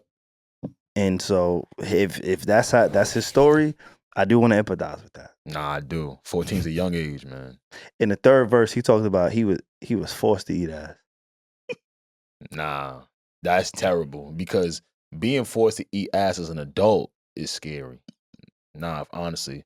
I actually feel glad that YG was in a comfortable enough state to even put out a song like this. Wait, how you know it's uncomfortable? No, I said he was comfortable enough. Well, for him it was uncomfortable because he was forced. Yeah. I thought you meant for you. Oh, no, it's nothing to do with me. I told you we was the same age. No, I thought you were sharing. My oh, no. Yeah, but that song is definitely like a shock jock of sorts. Yeah. Right? Yeah, Super yeah. It's the first ball. Yeah. Like bang, right in the face. Bang. I respect that. Yeah. We missed that. That was the only reason I just wanted to bring it up. And not for nothing, the song is really hard. It is a good song. It is a good song. And it came with a video too, yeah. right? Wait, did it? Yeah, actually, I don't know. I feel like I remember watching that. But how you show that in the video? How you? Or maybe I could be wrong. Maybe it was a lyric video. I think it's bugging. He's tripping. You ain't never seen a cartoon sketch? There's ways around it. Nah, there's ways around it. Artistic creativity and expression. Damn, it has 500,000 views already. So there's a video. Oh, there is. Mm-hmm. Okay, all right. Okay. I'm gonna check it out. YG, he's certainly one of the ones. I'm gonna check it out. But yeah, that was a song we missed. I think it's very important. We need more vulnerable songs that are bops. Yeah, also, it's called 2004, right? It's a message that like I feel like whether people admit it or not, a lot of people probably related to that. Like, and they probably realize like, oh, I was young. I was told like, oh, if it's an older woman, like they high-fived me, but like, oh, this actually did happen to me and it wasn't okay. Like a lot of people this probably helped a lot of people, honestly. Yeah. Like on a serious note, I do think is because he did a lot of unpacking. He talked about why he's why he's not able to have long-lasting relationships. You know what I'm saying? Like he goes into some of the things that his partners, like as a YG fan, as somebody who listened, you know what? I ain't gonna lie, I ain't a YG fan. I was about to say, yeah, you have never. I was about to say, this is breaking news. Name 4 YG songs. I just stopped it. First day back. Wait, hold up, I ain't gonna lie. I didn't say 5, I said 4. Shit. As somebody who may be a YG fan, when I was young, I love how even you're like, let me not. Yeah, hold up. I gotta pick and choose my lines. I mean, but you acknowledge that you really do like, oh no, he's one of the ones. Yeah, no, he is one of the ones. Mm-hmm. And I think for anybody who may be invested in YG, this could explain a lot. And even to the people he may have, like maybe he just put out this song for himself. Maybe it wasn't for his fans, right? Yeah, like a release. Maybe it's for his partners. Like I've definitely podcasted and just wanted exes to hear that shit for real. Got it off. Sometimes you just got to get it off for yourself. So I understand in a musical standpoint, this may not have been for us. This may have been for himself and whoever it affected. So I agree. Shout out to him. Shit out. I said shit out? Yeah, you said shit out. You definitely said shit out. Shit out to him. You know? Get your mind out the shitter. It's there. Shout out to YG. Shout out to y'all. You know, y'all meet you. And real quick, 2 more pieces of music that I don't know where y'all want to go. Real quick, shout out to Wale. He dropped Blanco. We didn't talk about that. I'm glad Wale is back. Once he drops the album or more music, we'll definitely tap into that. But in a real way, Playboi Carti dropped. We talked about it on Armand Stay Busy pod. I was like, wait, why do I feel like Yeah, we talked about it in depth there. So if y'all do want to hear our thoughts on it, please make sure y'all tap in with Armand, the Stay Busy podcast. And we had an in-depth conversation about the album and Playboi Carti, so definitely listen to that, guys. Like, all my young vamps, old vamps, go check it out. And certainly last but not least, when it comes to music we may have missed, Regi. Yeah. Yes. So you guys saw who I said I want as my dream guest. He goes by the name of Will Smith. Yeah. He's back. He dropped the album. It's called last week. It's called Based on a True Story.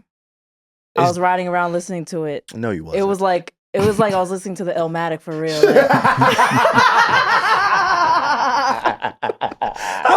Stop laughing. Sorry, hold on. Hold on. Shh. Okay, don't worry, we'll cut it out. No, we won't. It was like I was listening to Illmatic for the first time. Like, oh my just God. when Wow. he took me there. Yeah. Like where he went with certain messages, right? Beat selection, when he acknowledged the slap heard around the world. Like, I'm kidding. She's not. I don't know, where do we begin? Because we love him. I feel like he could do no wrong, but like, nah, he I don't know, like, and this is coming from someone. I want them to tell the truth today. This is coming from someone who I'm unashamed. You cannot shame me about this. I literally listen to Will Smith's music every day still. In 2025, I told you. You did say it, but I know it was every day. Shout out to Curated Chaos, our new show. On that show, I revealed that I listen to Switch by Will Smith every day at the gym. At the gym, yeah. Yes, it's in your and gym. just the two of us. This is not genius. There you go. Nah, he right here. Reggie, don't test me. I know all the words. Let's get it going. She on the Stairmaster right now. I know the verse too. Like, do you really? She on the Stairmaster getting busy. Okay. Oh, it's a club, girl. Why you arriving naked? This is poetry, but don't down low. You remember the dance he did during He was bugging, looking like about Carlton in the face. I love this song. I know you do. I know you do. I don't know. I just it felt a little what it felt outdated. Like? Okay, I'm not okay. Let me be okay.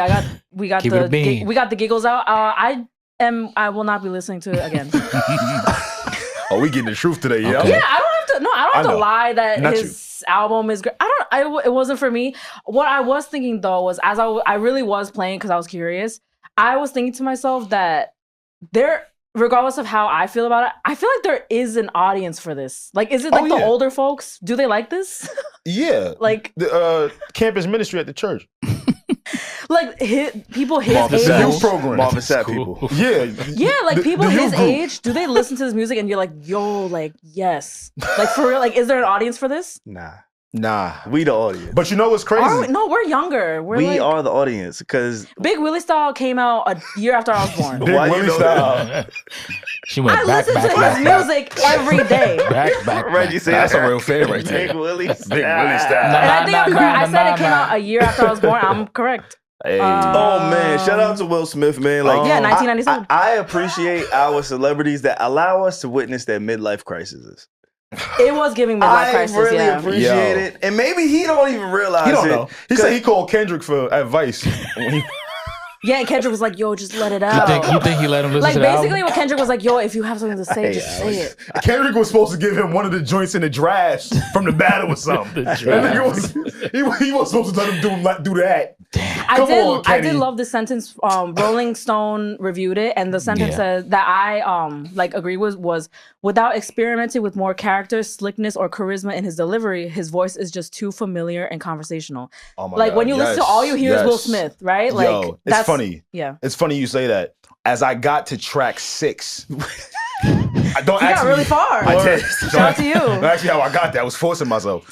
It sounded like he was narrating a Broadway play. The sentence. That's why I agreed with the sentence. Yeah. It didn't feel like he was rapping on an album.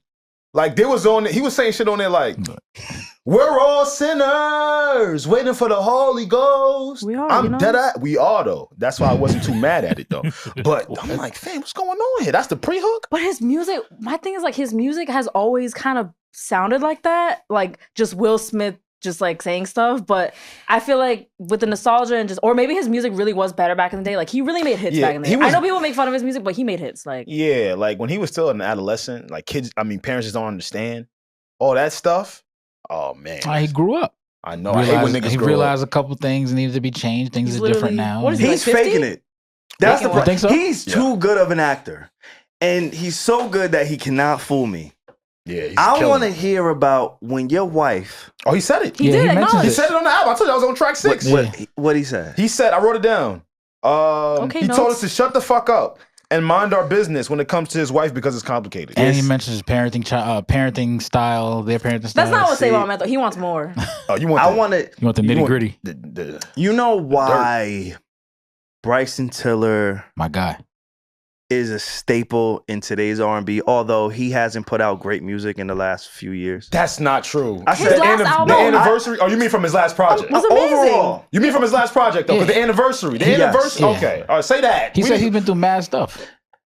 All right, party. Let me not name people. What I will say is, about to say party next door. What Will Smith needs to do? Down. He needs to talk about like I need to. Oh, this is crazy. I need to feel you. It's kind of hard to feel. I need to feel. You were picking meats. You were pain. I need to. You know what I'm saying? Like because I know he has been through some shit. Like you went from just the Oscars. Let's fuck the personal life. Professionally, we've seen you go from the mountaintop to the bottom of the valley. That's right? That's not the bottom. He won that.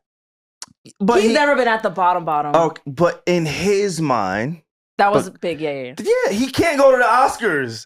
No matter what he does, he's banned for like 10 years from the Oscars. That's cool. But he rapped about that though. I'm not saying he did it. I'm not saying he did it. And I'm gonna be honest, I will never listen to that shit. Yeah, nah. Not even once. I will never listen to that shit. What if he give you? There's a good song there. Shit. What if he give you what you looking for in the deluxe?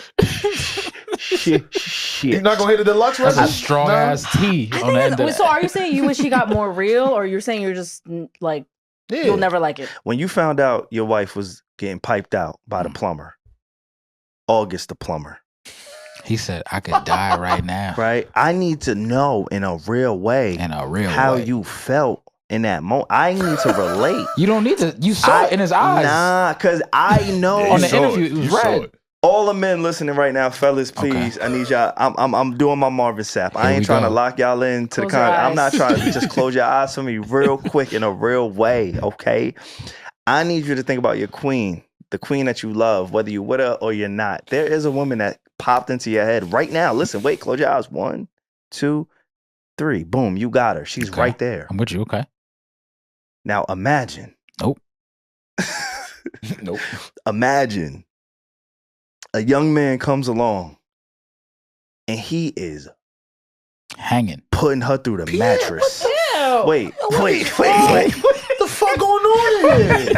Nah, what's going on in here, man? Nah, let's talk. Pierre, we're not gonna edit that out because you have to live with the consequences of your actions. I was trying to match where Savon was going. I thought that's what he was. What was you matching? I thought that's what he was about to say. There's a certain level of pain that comes with the thought, right? Like I don't see us feeling that with Will. Pause. You gonna get on the deluxe? All right, we'll see. I don't know. I think let's say he really drops an amazing verse, like a dark, deep verse of like how he really felt when he went through all that stuff. Even if he does drop a song like that, I feel like it just wouldn't sound right. Like I would rather hear him do it in a soliloquy in like a movie. I was gonna say he got to put it in. You know, Kevin Hart did a really good job of that. What was the series that he did on Netflix? Yes, that shit was really good. And he kind of mirrored his life, but it wasn't. It was like a dramatic. What was the movie that he did with his fucking on Netflix? I think he needs to present his story in a vulnerable way on screen. That would be fire. I remember watching that series because it was about like the cheating scandal, right? Yep. And someone trying to extort him. Mm-hmm. Exactly. I literally watched the story. Yeah, if he did that, I feel like that people will really resonate with that. Be like, yo, this is a piece of art. But y'all gotta understand, it's not. Y'all forgetting one part, man. That's a very, very sensitive topic for him, man. Tupac. Not just Pac. Yeah, well, him too. Yeah. Pac, Jada. To actually have to put that on screen, I don't think you could pen that script. Nah, that's crazy. Yeah, that's a lot. But that's the vulnerability that I think we're looking for. It's your wife too. Wait, are they still? Oh no, they're like. He said it's complicated on that. She literally said, "Yo, he hasn't referred to me as his wife in like years." Like, damn. Well, you know, like it's complicated. And if what it is for me, if you're gonna be vulnerable, be vulnerable. Right. That's what it is. Like, don't fake it. Because I personally feel like he's just kind of been dancing. And it seems like he's one of these people who's just kind of stuck in the mindset of what the superstar was. And he's trying to adapt what the superstar was in today's climate. If you're going to just be the Brad Pitts and the Tom Cruises, just be that. Because you are that. Yeah. Right? Like, he is that. But if you're not, then you need to Just be honest. And I think that's what happened with The Rock. This is what, that's why The Rock, everything he's doing is not connecting with the audiences. Like, we had the conversation about The Rock and Vin Diesel on here, and it came to like the box sales office and everything, but the box office sales, but it's the same thing. It's like, we can't connect with you, Dwayne. You know what I'm saying? Like, if you're gonna try to be visible, because the thing with The Rock is, and if you watch his videos years ago, The Rock is a massive dude. Like, his muscles, all of these, like, we see his workouts, very intense. But if you look at his workouts, sometimes he has really light weights, but his face, he struggles as if he's lifting a ton. It's a lot of reps. Yeah. It's performative. It's a lot of reps, Savon. His muscles, he can never get tired lifting 25-pound weights. But what if he did 100 reps? Wait, why is it? It's performative is all I'm saying. Winning. He's saying this, I'm winning. If you guys don't know, Savon and Pierre are in a muscle competition. Yes, they want to see who's going to win a muscle density competition. I'm going to cook him. But yeah, that's all I'm saying. Like, if you're going to be that, just be that. And I can't wait to watch his Drink Champs. Y'all saw he's on Drink Champs? No, oh my God, I did not. I want to check that out. Damn. Yeah, he's on a run. He's on a run. And they got him to drink?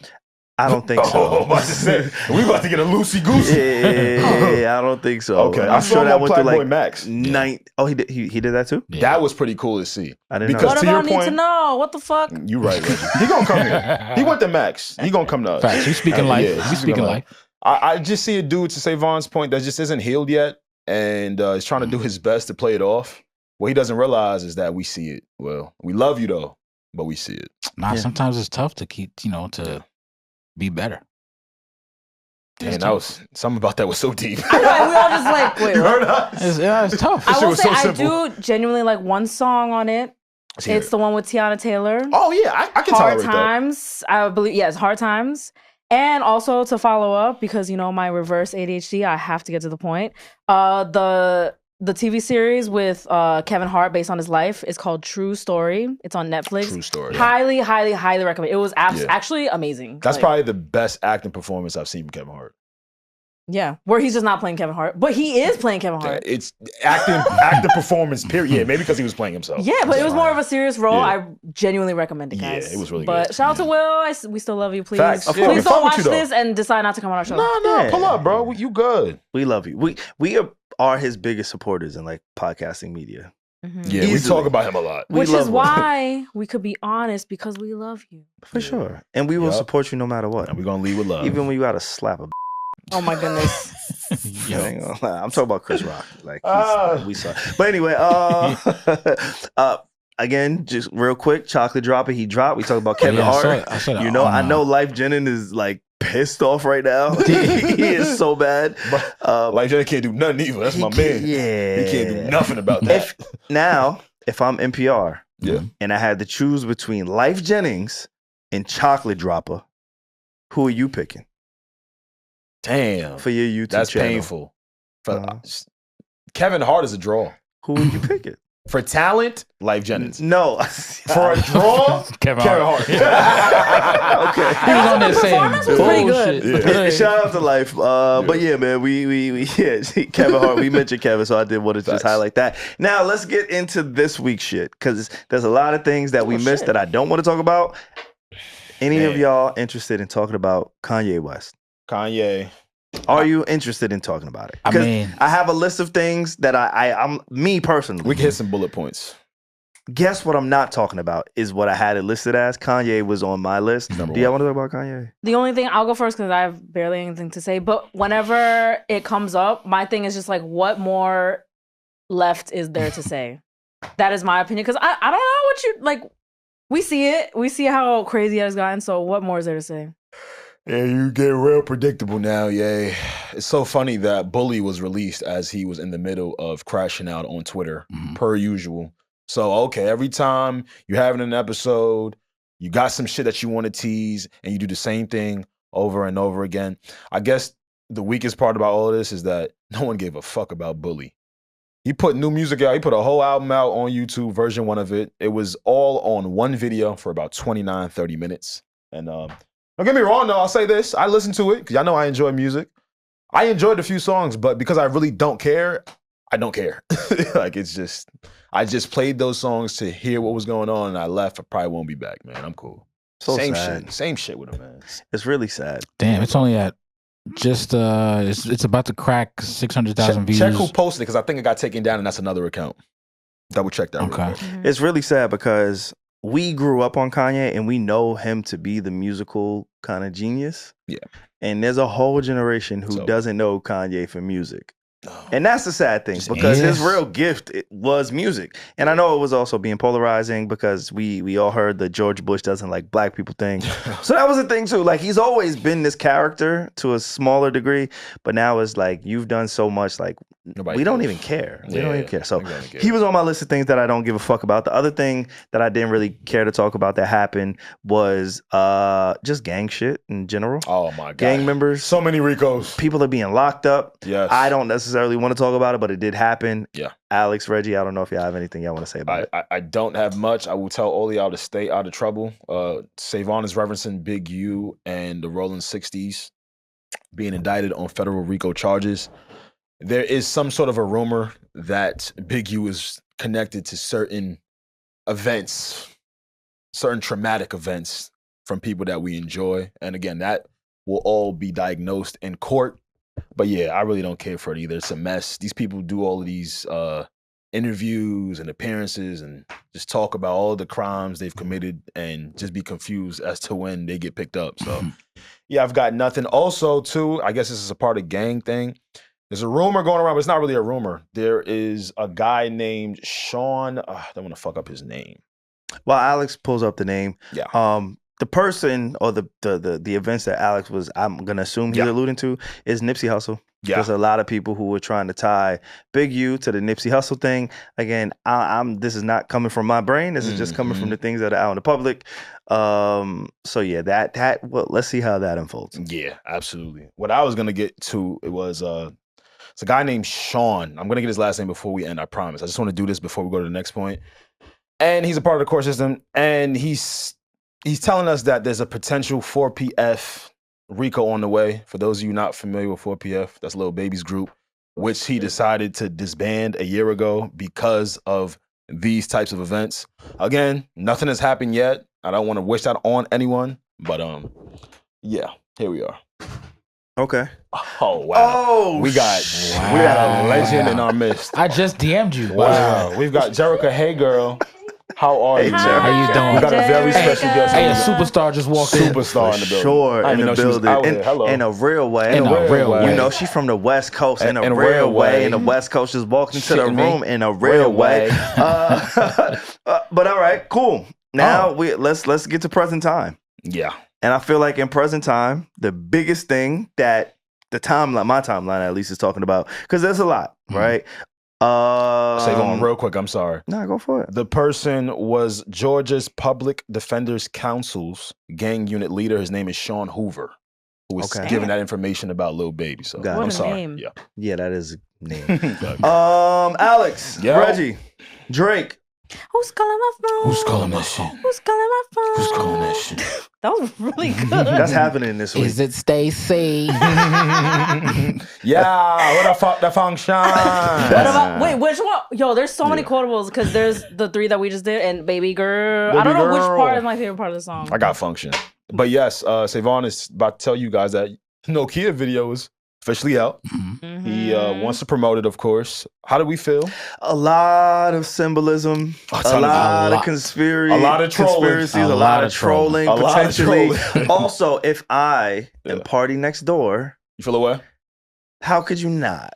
No, that's the one that party wasn't in the video? I feel what you're saying. But I don't know the relationship between them. But I know what you're saying. How can I not feel used? If I'm partying. I mean, he been used. Facts. I think he knew that. He been knew he was being used. For years. Really? What? I mean, in this moment, you think he felt like that? Oh, like him being used? This actual rollout, and you think he knew he was being used? I think he knows his relationship to Drake. Yeah. Okay. And I think he knows Drake too. Yeah, exactly. Yeah. Okay. Wait, why do you guys think he's being used? Because every time people tweeted that, I was like, oh, brother. Like, why? What do you mean? Like, they both benefited from the project. Yeah, uses it. And Party Next Door has one of the biggest moments on that project, so he gained from this as well. I don't think Party was used on this project. What do you think? Yeah, not on this project. What do you think, Savon? Why is he used? I enjoy Party's involvement on this project. No, I was just asking. Oh. Oh, I thought you said he was. No. But yeah, I did see that a lot on Twitter, but I just didn't get it. No, there's an angle for sure. What I personally think, I told y'all what I personally think. I needed the Drake version only, which I actually got on my phone. How you listen to Somebody Loves Me without Party? We in Miami, another like that's one of the biggest songs I from keep the both album. versions, but I also have a version with just Drake. Is all I'm saying. Like Drake was a standout for me personally. I'm not. You like it? You like the project? I do. In Miami. Wow. When I was in Miami, I did. When I was in I had a little rental, you know how I do. I had a little See, rental. Kendrick didn't change the way you looked at Drake. I had the original cake. He was riding. I had the original cake. Sometimes you stomped it out. Sometimes you cleaned it up. Because I'm honest. We're all honest. I'm not gonna let y'all just tell me what to like and what not to like. I like both these motherfuckers. And like, no, but that's what we were saying. We were saying no, let's like both of that. You were like, no. Nah, bro. And we've been on here to say Drake usually grows on you after time. He's a grower, not a shower, for real, in a real That's way. very And accurate. he didn't show definitely said that. when he dropped. He grew on me. Don't say Drake grew on you. Wow. Us. Don't say that The public. On you. No. Keep it to yourself. Keep it Drake to you. grew. You've seen it. I will say though, drew on you. He grew on you. What Savon said was fine because I mean, Savon can also change his mind. Like in the beginning, he'd be like, album isn't for me, and now he's in Miami blasting that shit. So it's important. you could change your mind. Yo, I got a question for y'all real quick. Yeah. Y'all ever listen to Drake in the Penthouse Suite? Oh, geez. Pretty sure I have. It hits a little different. I ain't gonna lie. Oh, he talking high. He flexed it all of a sudden. He talking high. I ain't never been there already. I'm sorry. It changes my perspective. Yes, it's a beautiful album. They're going on wine outings, eating meat and stuff with cheese. Meat and Drake, nigga. The fuck you thought? Jesus. Wow. Okay. The real meet and greet. That's okay. That was a good one. That was a good one. Meet and greet. But yeah, with all of the symbolism and conspiracies around this video, how'd y'all feel? Because I did see it. And I try not to see it because I'm kind of over the whole beef. Like, I feel like it's over. But Drake is like... Tell us when you saw. Drake is... He's keeping it alive. He really is. Yeah. Right? You talking about the trolling that you saw? Bro, I'm like the same dance moves and the people dancing around him the same angles. way. They wasn't not like us. Bro, I'm like, we have said on this pod. Even the head we're wrap over it. Right? No matter how we feel. Don't want it to be all conspiracy, but you're just saying what you and then have even observed. our comments, if you go on YouTube and you go on Spotify and you see our comments, people are like, oh my God, you guys are dick riding. He confuses me though. Y'all be losing me. I ain't gonna lie. Every time somebody say that to me, I be lost. I don't know what that but they're means. saying it to us as if we have to like, this is what that's why y'all are listening. That's why you got this far in the podcast, because you want to hear what we have to say. Right. So he's forcing us to talk about both of them in the same sentence. Let me ask the room a question real quick. When you guys think of a Nokia, close your eyes and tell me what you envision. What's snake? Okay. No more questions for you. Damn. What the fuck? No more. I don't know where that nigga What the fuck? You never played the snake game on the Nokia? Oh, say that, man. You said, ask what do I envision? Yeah, but snake game. say the snake game. Yeah, say the snake game on the Nokia. Because I remember the silver joint. I remember it, but say that. Damn. I feel like I know where you're taking us. Right? What's the error you think about? All right, ask the question again, because he talking about anacondas. I need to reset my brain. I got you. What's the question? When you think of the Nokia, think about the era, the environment. What do you think about? What are some pieces of clothing? What are some environment changes you see when you think of a Nokia? Like when you think of an iPhone, you might think Nike Tech, right? This is more modern of a phone. Or a Sidekick. You see some ACGs. Right. That's kind of my biggest problem with this video. I mean, he can do whatever he wants. Why would the fuck would he listen to me? I love this. I just feel like he missed an opportunity to play into Nokia. Okay. And that era. I'm listening.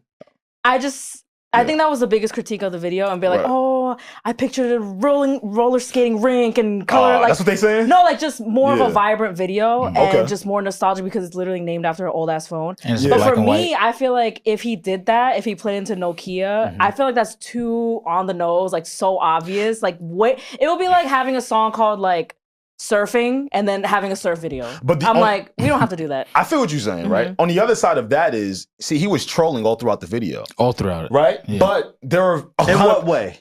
For those who may have not seen the video, from like those who may he not was picked mimicking, it up. yeah, he was mimicking scenes from the Not Like Us video that Kendrick did. Even SGA, he's got SGA on there. DeMar DeRozan was the NBA player in Not Like Us. The other side of that though, Reggie, his whole point was to troll.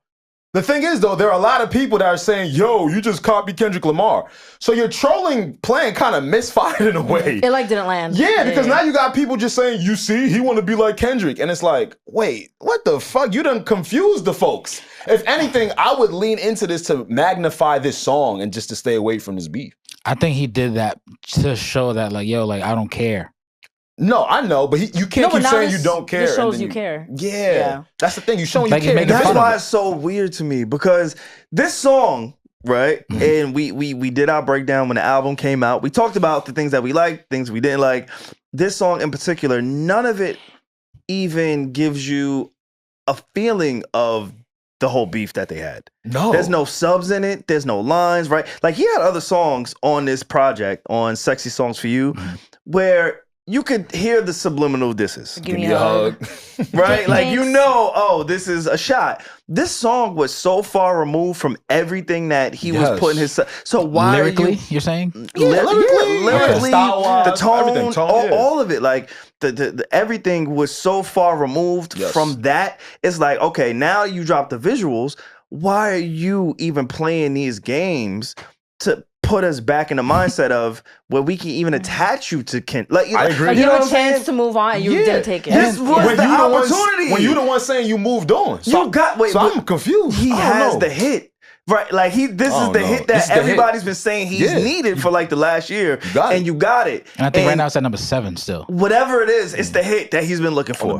It's the song that he's been looking for. Wherever it charts, this is the one. He's put out really good songs, right? The blue, green, yellow, red shit that came out. That was a really good song. I don't know where it is on streaming anymore. I don't know why it's not there. That was a really good song. How the fuck I'm still up? Circadian Rhythm was cool. Circadian Rhythm, that was a really good song, right? Like, he's had good music. He's still fucking Drake, but this was the hit. Yeah, that's the one. That's what we've been looking for. And it's like, okay, why associate the first hit you got because of this with this nigga that you've been like? He forces me to talk about it. That's bro. what I'm saying. This right now, we talking about it, and but he didn't. He doesn't need that. Saying, but Pierre, I hear what you're saying, right? Yeah. Drake is publicly saying on songs that the opposite. Yeah. Like, that he's over the beef and that it's us that are still like, attached fuck to rap it. Beef, yeah. So I'm looking at the music video and I'm sitting here like, wait, you mimicking what he did and Not Like Us? I thought we was over it, twin. And that's kind of what the UMG lawyer said too, that Drake was trying to sue them for initiating the beef. And like Savon was saying, that's kind of not initiating, but playing into the beef. That's kind of one of the things that confuses me too about Drake. Like, yo, bro, you just sued them now. You just sued UMG for everything that Kendrick said, but now you're egging him back on. Like, I really don't understand what's going on. Do you guys remember the Snoop Dogg Sensual Seduction video? Sensual Seduction. And how that matched?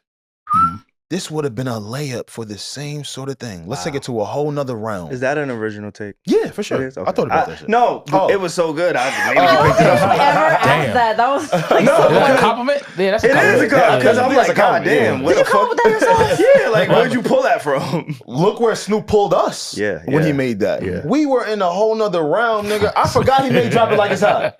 I assume that's what Drake was planning to do with his song like NOKIA. So when I'm seeing the opposite, I'm just so confused. Just a missed opportunity for me. Definitely not my favorite Drake video, but I will say I did like it. I know people are gonna be like, "Oh my god, she fucking is glazing whatever." No. But because when I said I liked some Sexy Songs for You, people were like, "Just admit you hated Regina." I was like, "I don't hate it. I'm sorry. Like I don't hate the NOKIA video. I thought it was beautiful. There's so much dancing. A nod to Carnival, right?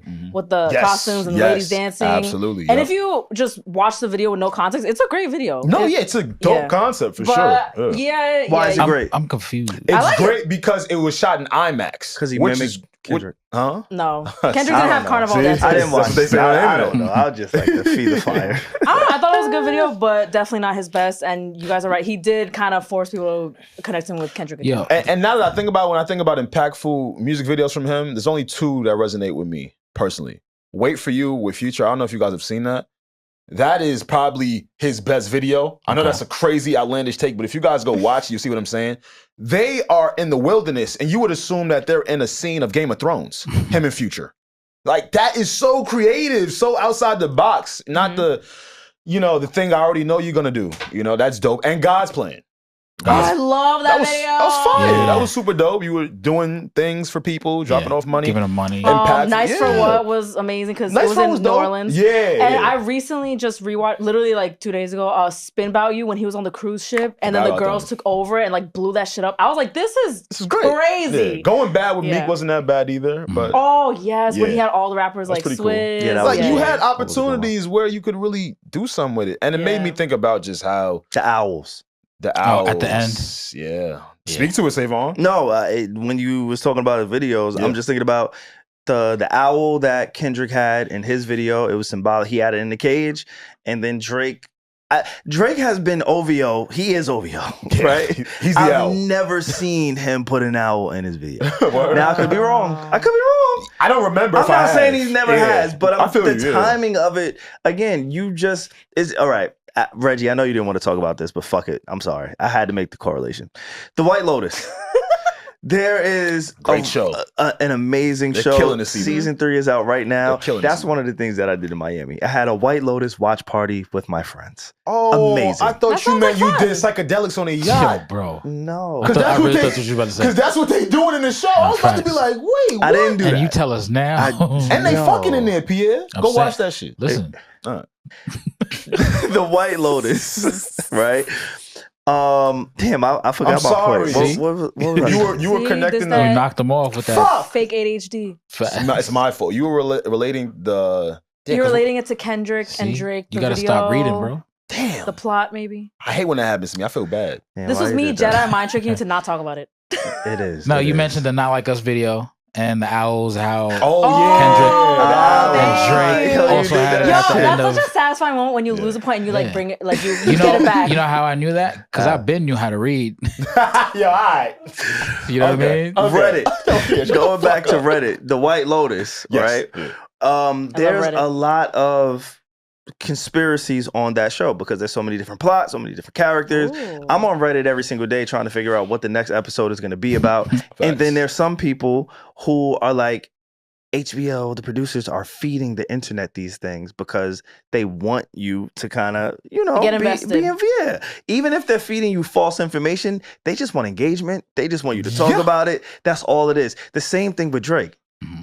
Drake, maybe, if I'm going to be completely naive and think Drake saw this final product and said, oh, this is a great video, and he didn't correlate it to Kendrick, there's somebody who put this out and said, oh, yeah, this is going to be tied to this beef somehow, some way. We're going to feed the machine, right? Like, and you see it with shows all the time. You see it with artists all the time. And that's my issue with this. It's like, everything from the way that they shot it, right? And it was supposed to be an IMAX shot thing. I'm over here thinking we about to get a motion picture. Yeah. And it did start off and they used this moment to, again, feed us or feed into the narrative of whatever tension that these guys have had. And have y'all seen the conspiracies on the NOKIA artwork? With the handshake, with the guys. Oh, yeah. Interlocking. Interlocking. And then there's rings on both of the gentlemen, the hands. Yeah. One of them is alleged to be the Tupac ring. Oh, shit. I got to go look at that again now. Take a look. UNITY. Take a look at the artwork.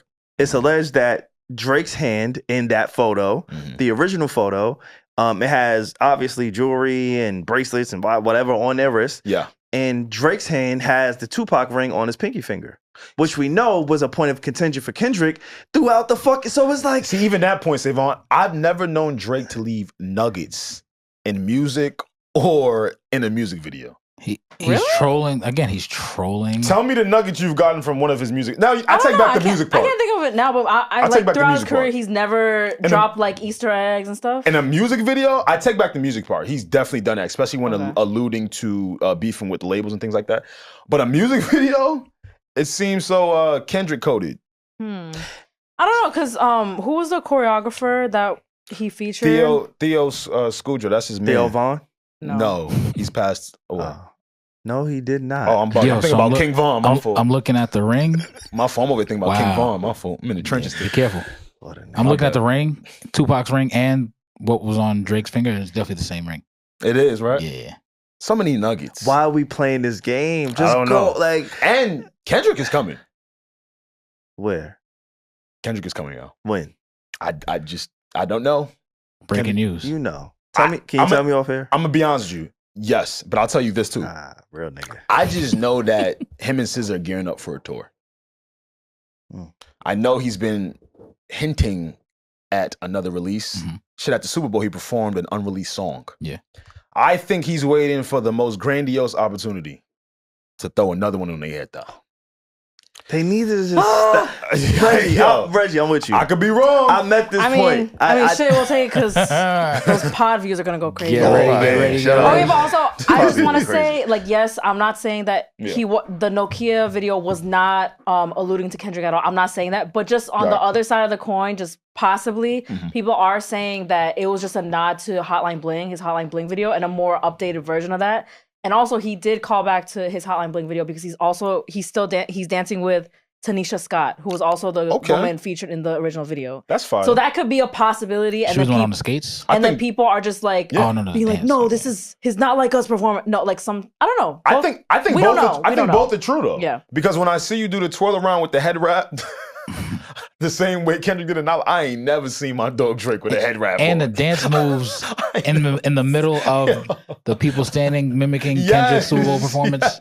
I ain't never seen Drake with a head wrap on, yo. Come on, y'all. I think both are true though, Reggie. You're right. I thought we were done. Yeah, no, we're not. Nope. Just the beginning, my boy. I did. Yeah. I really did. Just the beginning, my boy. Between this continuing probably and then also the Diddy trial in May, we're gonna be busy, guys. Wow. Yeah, our hands are full. Our hands are full, man. Emergency pods every week. Y'all ready for Diddy? Just for the people. I don't know how am I ready for Diddy? I am not ready for Diddy. I'm stuck at, they called it a RICO, but they didn't name anyone else but him still. It was a RICO? Well, how many names he got? Puffy, Puff, Diddy, Sean Combs, Love. Damn. That's a few niggas. It's still the same person, though. You call that a RICO? You think so? No, I'm fucking with you. Imagine but you know what, though? Yeah. When you form underneath these aliases, I'm sure you could probably fight for that to be like, you know what? At this point in my life, I was said person, and now I'm not. I don't think there's a precedent for that, though. I don't think there's a precedent for it. I'm with you. Unless this is the precedent. You're excited? That's gonna be I just want to see how. Yeah, I just want to see how it plays out. It's gonna be box office. When is it again? Yeah. I think May. It starts in May. Yeah. So we'll see how that plays out. Reggie, we did it. Wait. Did what? We never. Well, I guess we spoke about Stephen A. and LeBron and Bronny and all that. Oh, that was a part of what it is that we missed. Yeah, we don't have to go into it. But that was like a lot going 3 weeks ago. Yeah. It's still kind of. It's still like they're still subbing each other, but like I mean, if you guys want. No. Did you guys talk about it on? Oh yes. Go on. We have more thoughts. Facts. I think the episode drops in a couple weeks. Yeah, probably like a week. Yeah. Wait, we did what? Like whenever you want to drop it, nigga, drop it. No, we drop every Wednesday. You know, we just got shit in the tub. All right. He want to be on so bad. No, he don't, nigga. We invited Savon. You did not. You invited me once. Yes, I did. You were right. When you first started. We're better now. What's wrong with that? I did the same thing to Regi and she pulled up. I'm just saying it was once. Why is that a problem? Alex, let me ask you a question. We better now. You think he could survive in there with us? Oh, don't say that. He's a professional potter. You about to get him to compete? Because the way we hang in there, I don't know. Y'all gonna have a lot of edits in that motherfucking Buffalo. See, y'all better leave me the fuck alone. You guys have like a good dynamic. Y'all better leave me the fuck alone. We have more thoughts. Shout out to y'all, man. Shout out to Q too. Q, what up, my boy? Yeah, I think I might have met Q once at the mixer. Yeah. You were a little bit inebriated, but he was there. Yeah, me too. Yeah, same. Yeah. We was a little bit lit there. Yeah, I think we made it through, man. I don't think we have anything else that I really care to keep us here for. It's pretty late. Just the last thing I promise is going to be a light thing. I actually posted it on group chat. It's the last video I posted in our group chat. I don't know that's going to be a light thing though. Yeah. Nah, real quick, in and out. In and out. In and out. New JB snippet on the way. Chill on my. New JB snippet. What up, y'all? Y'all ready for new music? Look.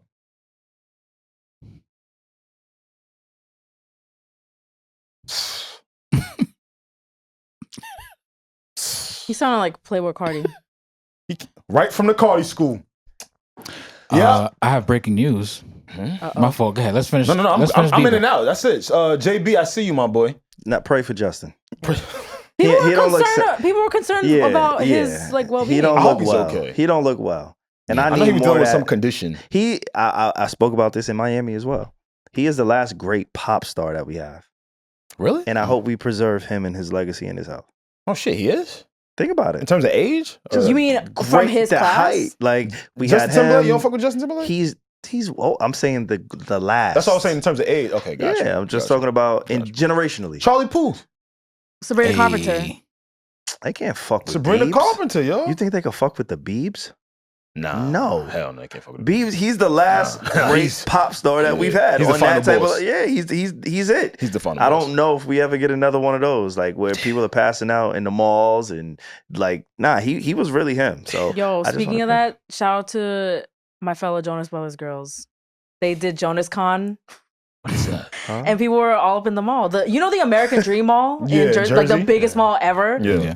They had that shit packed, and they did a Jonas Brothers reunion. I just wanted to quickly shout out because me too. Real quick, that shout was out. a very prominent era in my life. Yo, shout out to my nigga Nick. Yo, yes, Facts. that's my favorite. He's my favorite. Shout out to we keeping it in boy band. Shout out to Amarion's titties.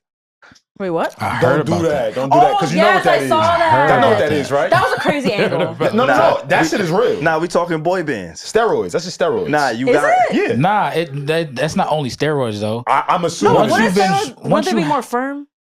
They was. It's like once you stop working out and your body, what's the word? It goes back to atrophy. Yeah. I'm just saying, you got to shout out. As men, your breasts. I remember when you was clowning Mario for having the gut on the verses. Oh, that was. You came out with the titties 2 years later. You gotta be careful. Put them titties on. Yeah, shout out to the titties. We was talking about boy bands and boy icon. He's an icon. Oh, Mario. No, he got tits. Mario. No, I'm saying Mario. You said he made fun of Mario for having a gut. That day on the stage. Now, did he have a gut? I can't body shame because I know the belly I got, nigga. Right? So all them niggas, the confidence they got to turn and take their shit off. I'm with it. Did you go swimming in Miami? Now you about to get abs though. Nah, I don't swim. Only in the ocean. Only in the ocean. Oh, okay. Dominican waters, for real. They're more buoyant.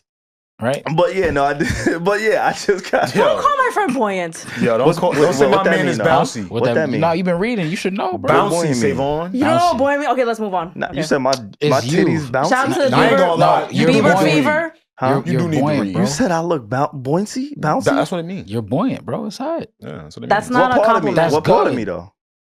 Oh my god, this is offensive. You just say your belly, right? What the fuck is I don't know what you told. Yeah, I know you don't. Anyway, shout out to Mario. They're saying you could float in water. That's what they're saying. That's what buoyant means. Yeah, you bounce up and down. I wouldn't want people to say that to me. You could float, bro. You good. Pietron, remix it. Yo, fuck out of here.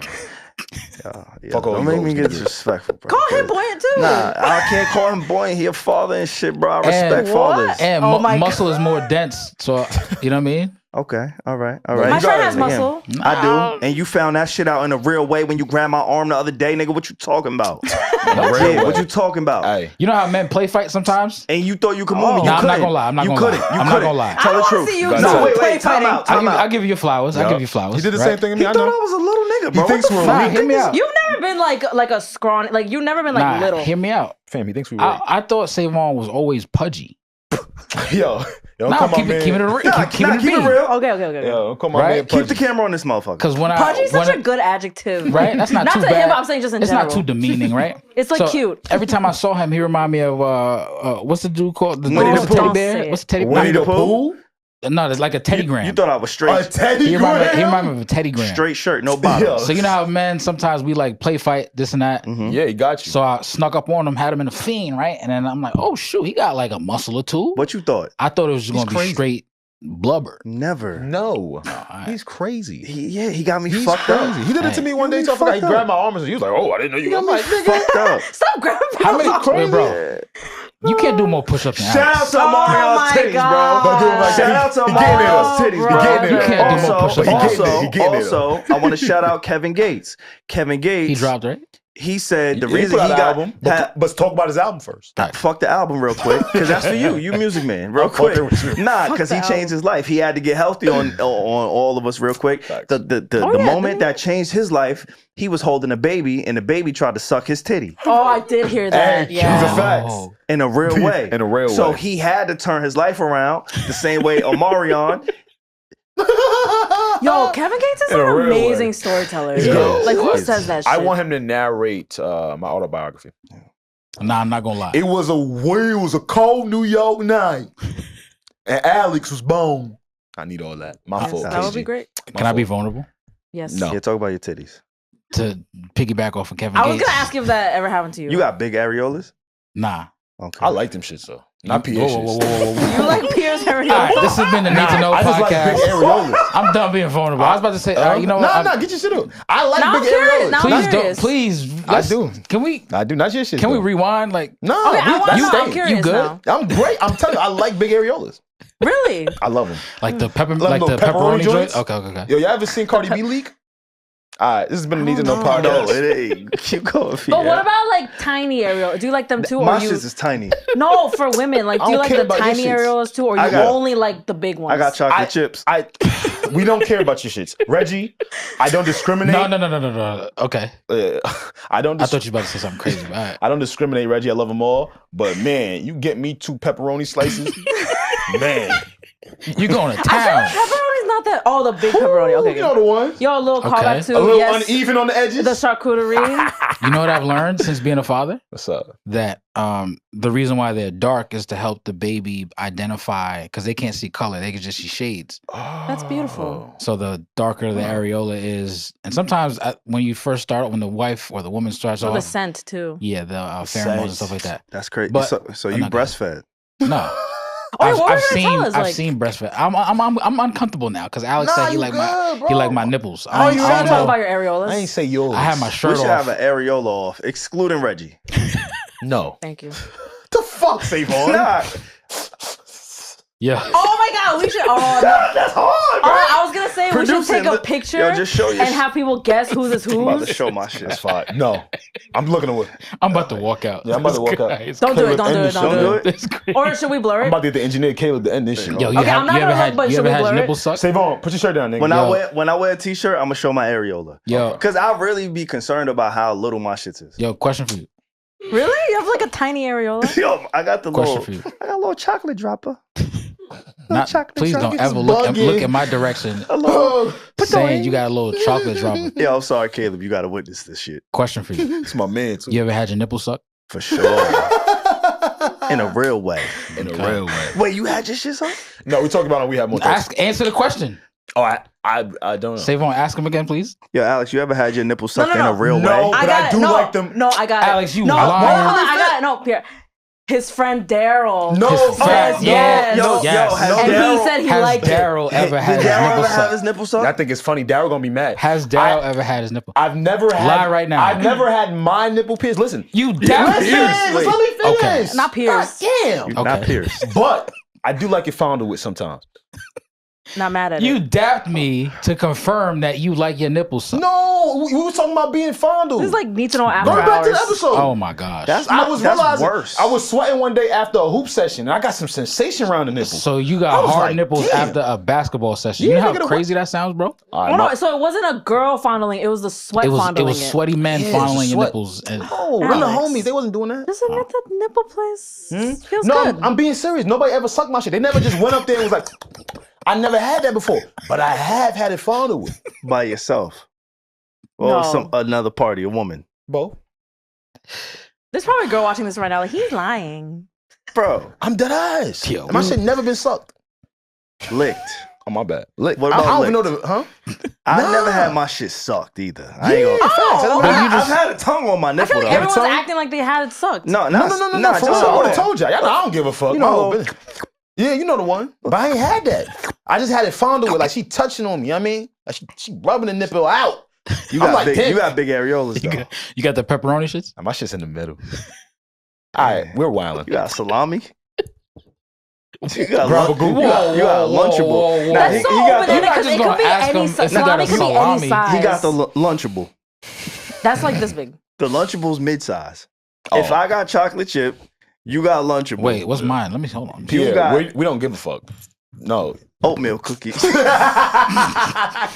fuck you. Hey, this has been a Need to Know podcast. Ew, it has like spots on it. What you need to know. Oatmeal cookies, mad good though. They do. Get us out of here, please. Yeah, man. We really did miss you guys. Please don't forget to like, subscribe, and comment. Tap into our new show, Curated Chaos. Come on. Yeah. Where we do a bunch of game shows and have fun and just do unprecedented things that we normally don't do on the podcast. For sure. This has been great. Regi, Savon, Pierre, anything else? We out of here? Nah, I think we're done for the next couple weeks. Cool. What you need to know, when you need to know on the Need to Know podcast. See you live. See you live. Fuck. Let's just end it like that. He tried to remix it. I did. He's like, wait, I got it. I got it. No, I don't. I see the effort. Amoria!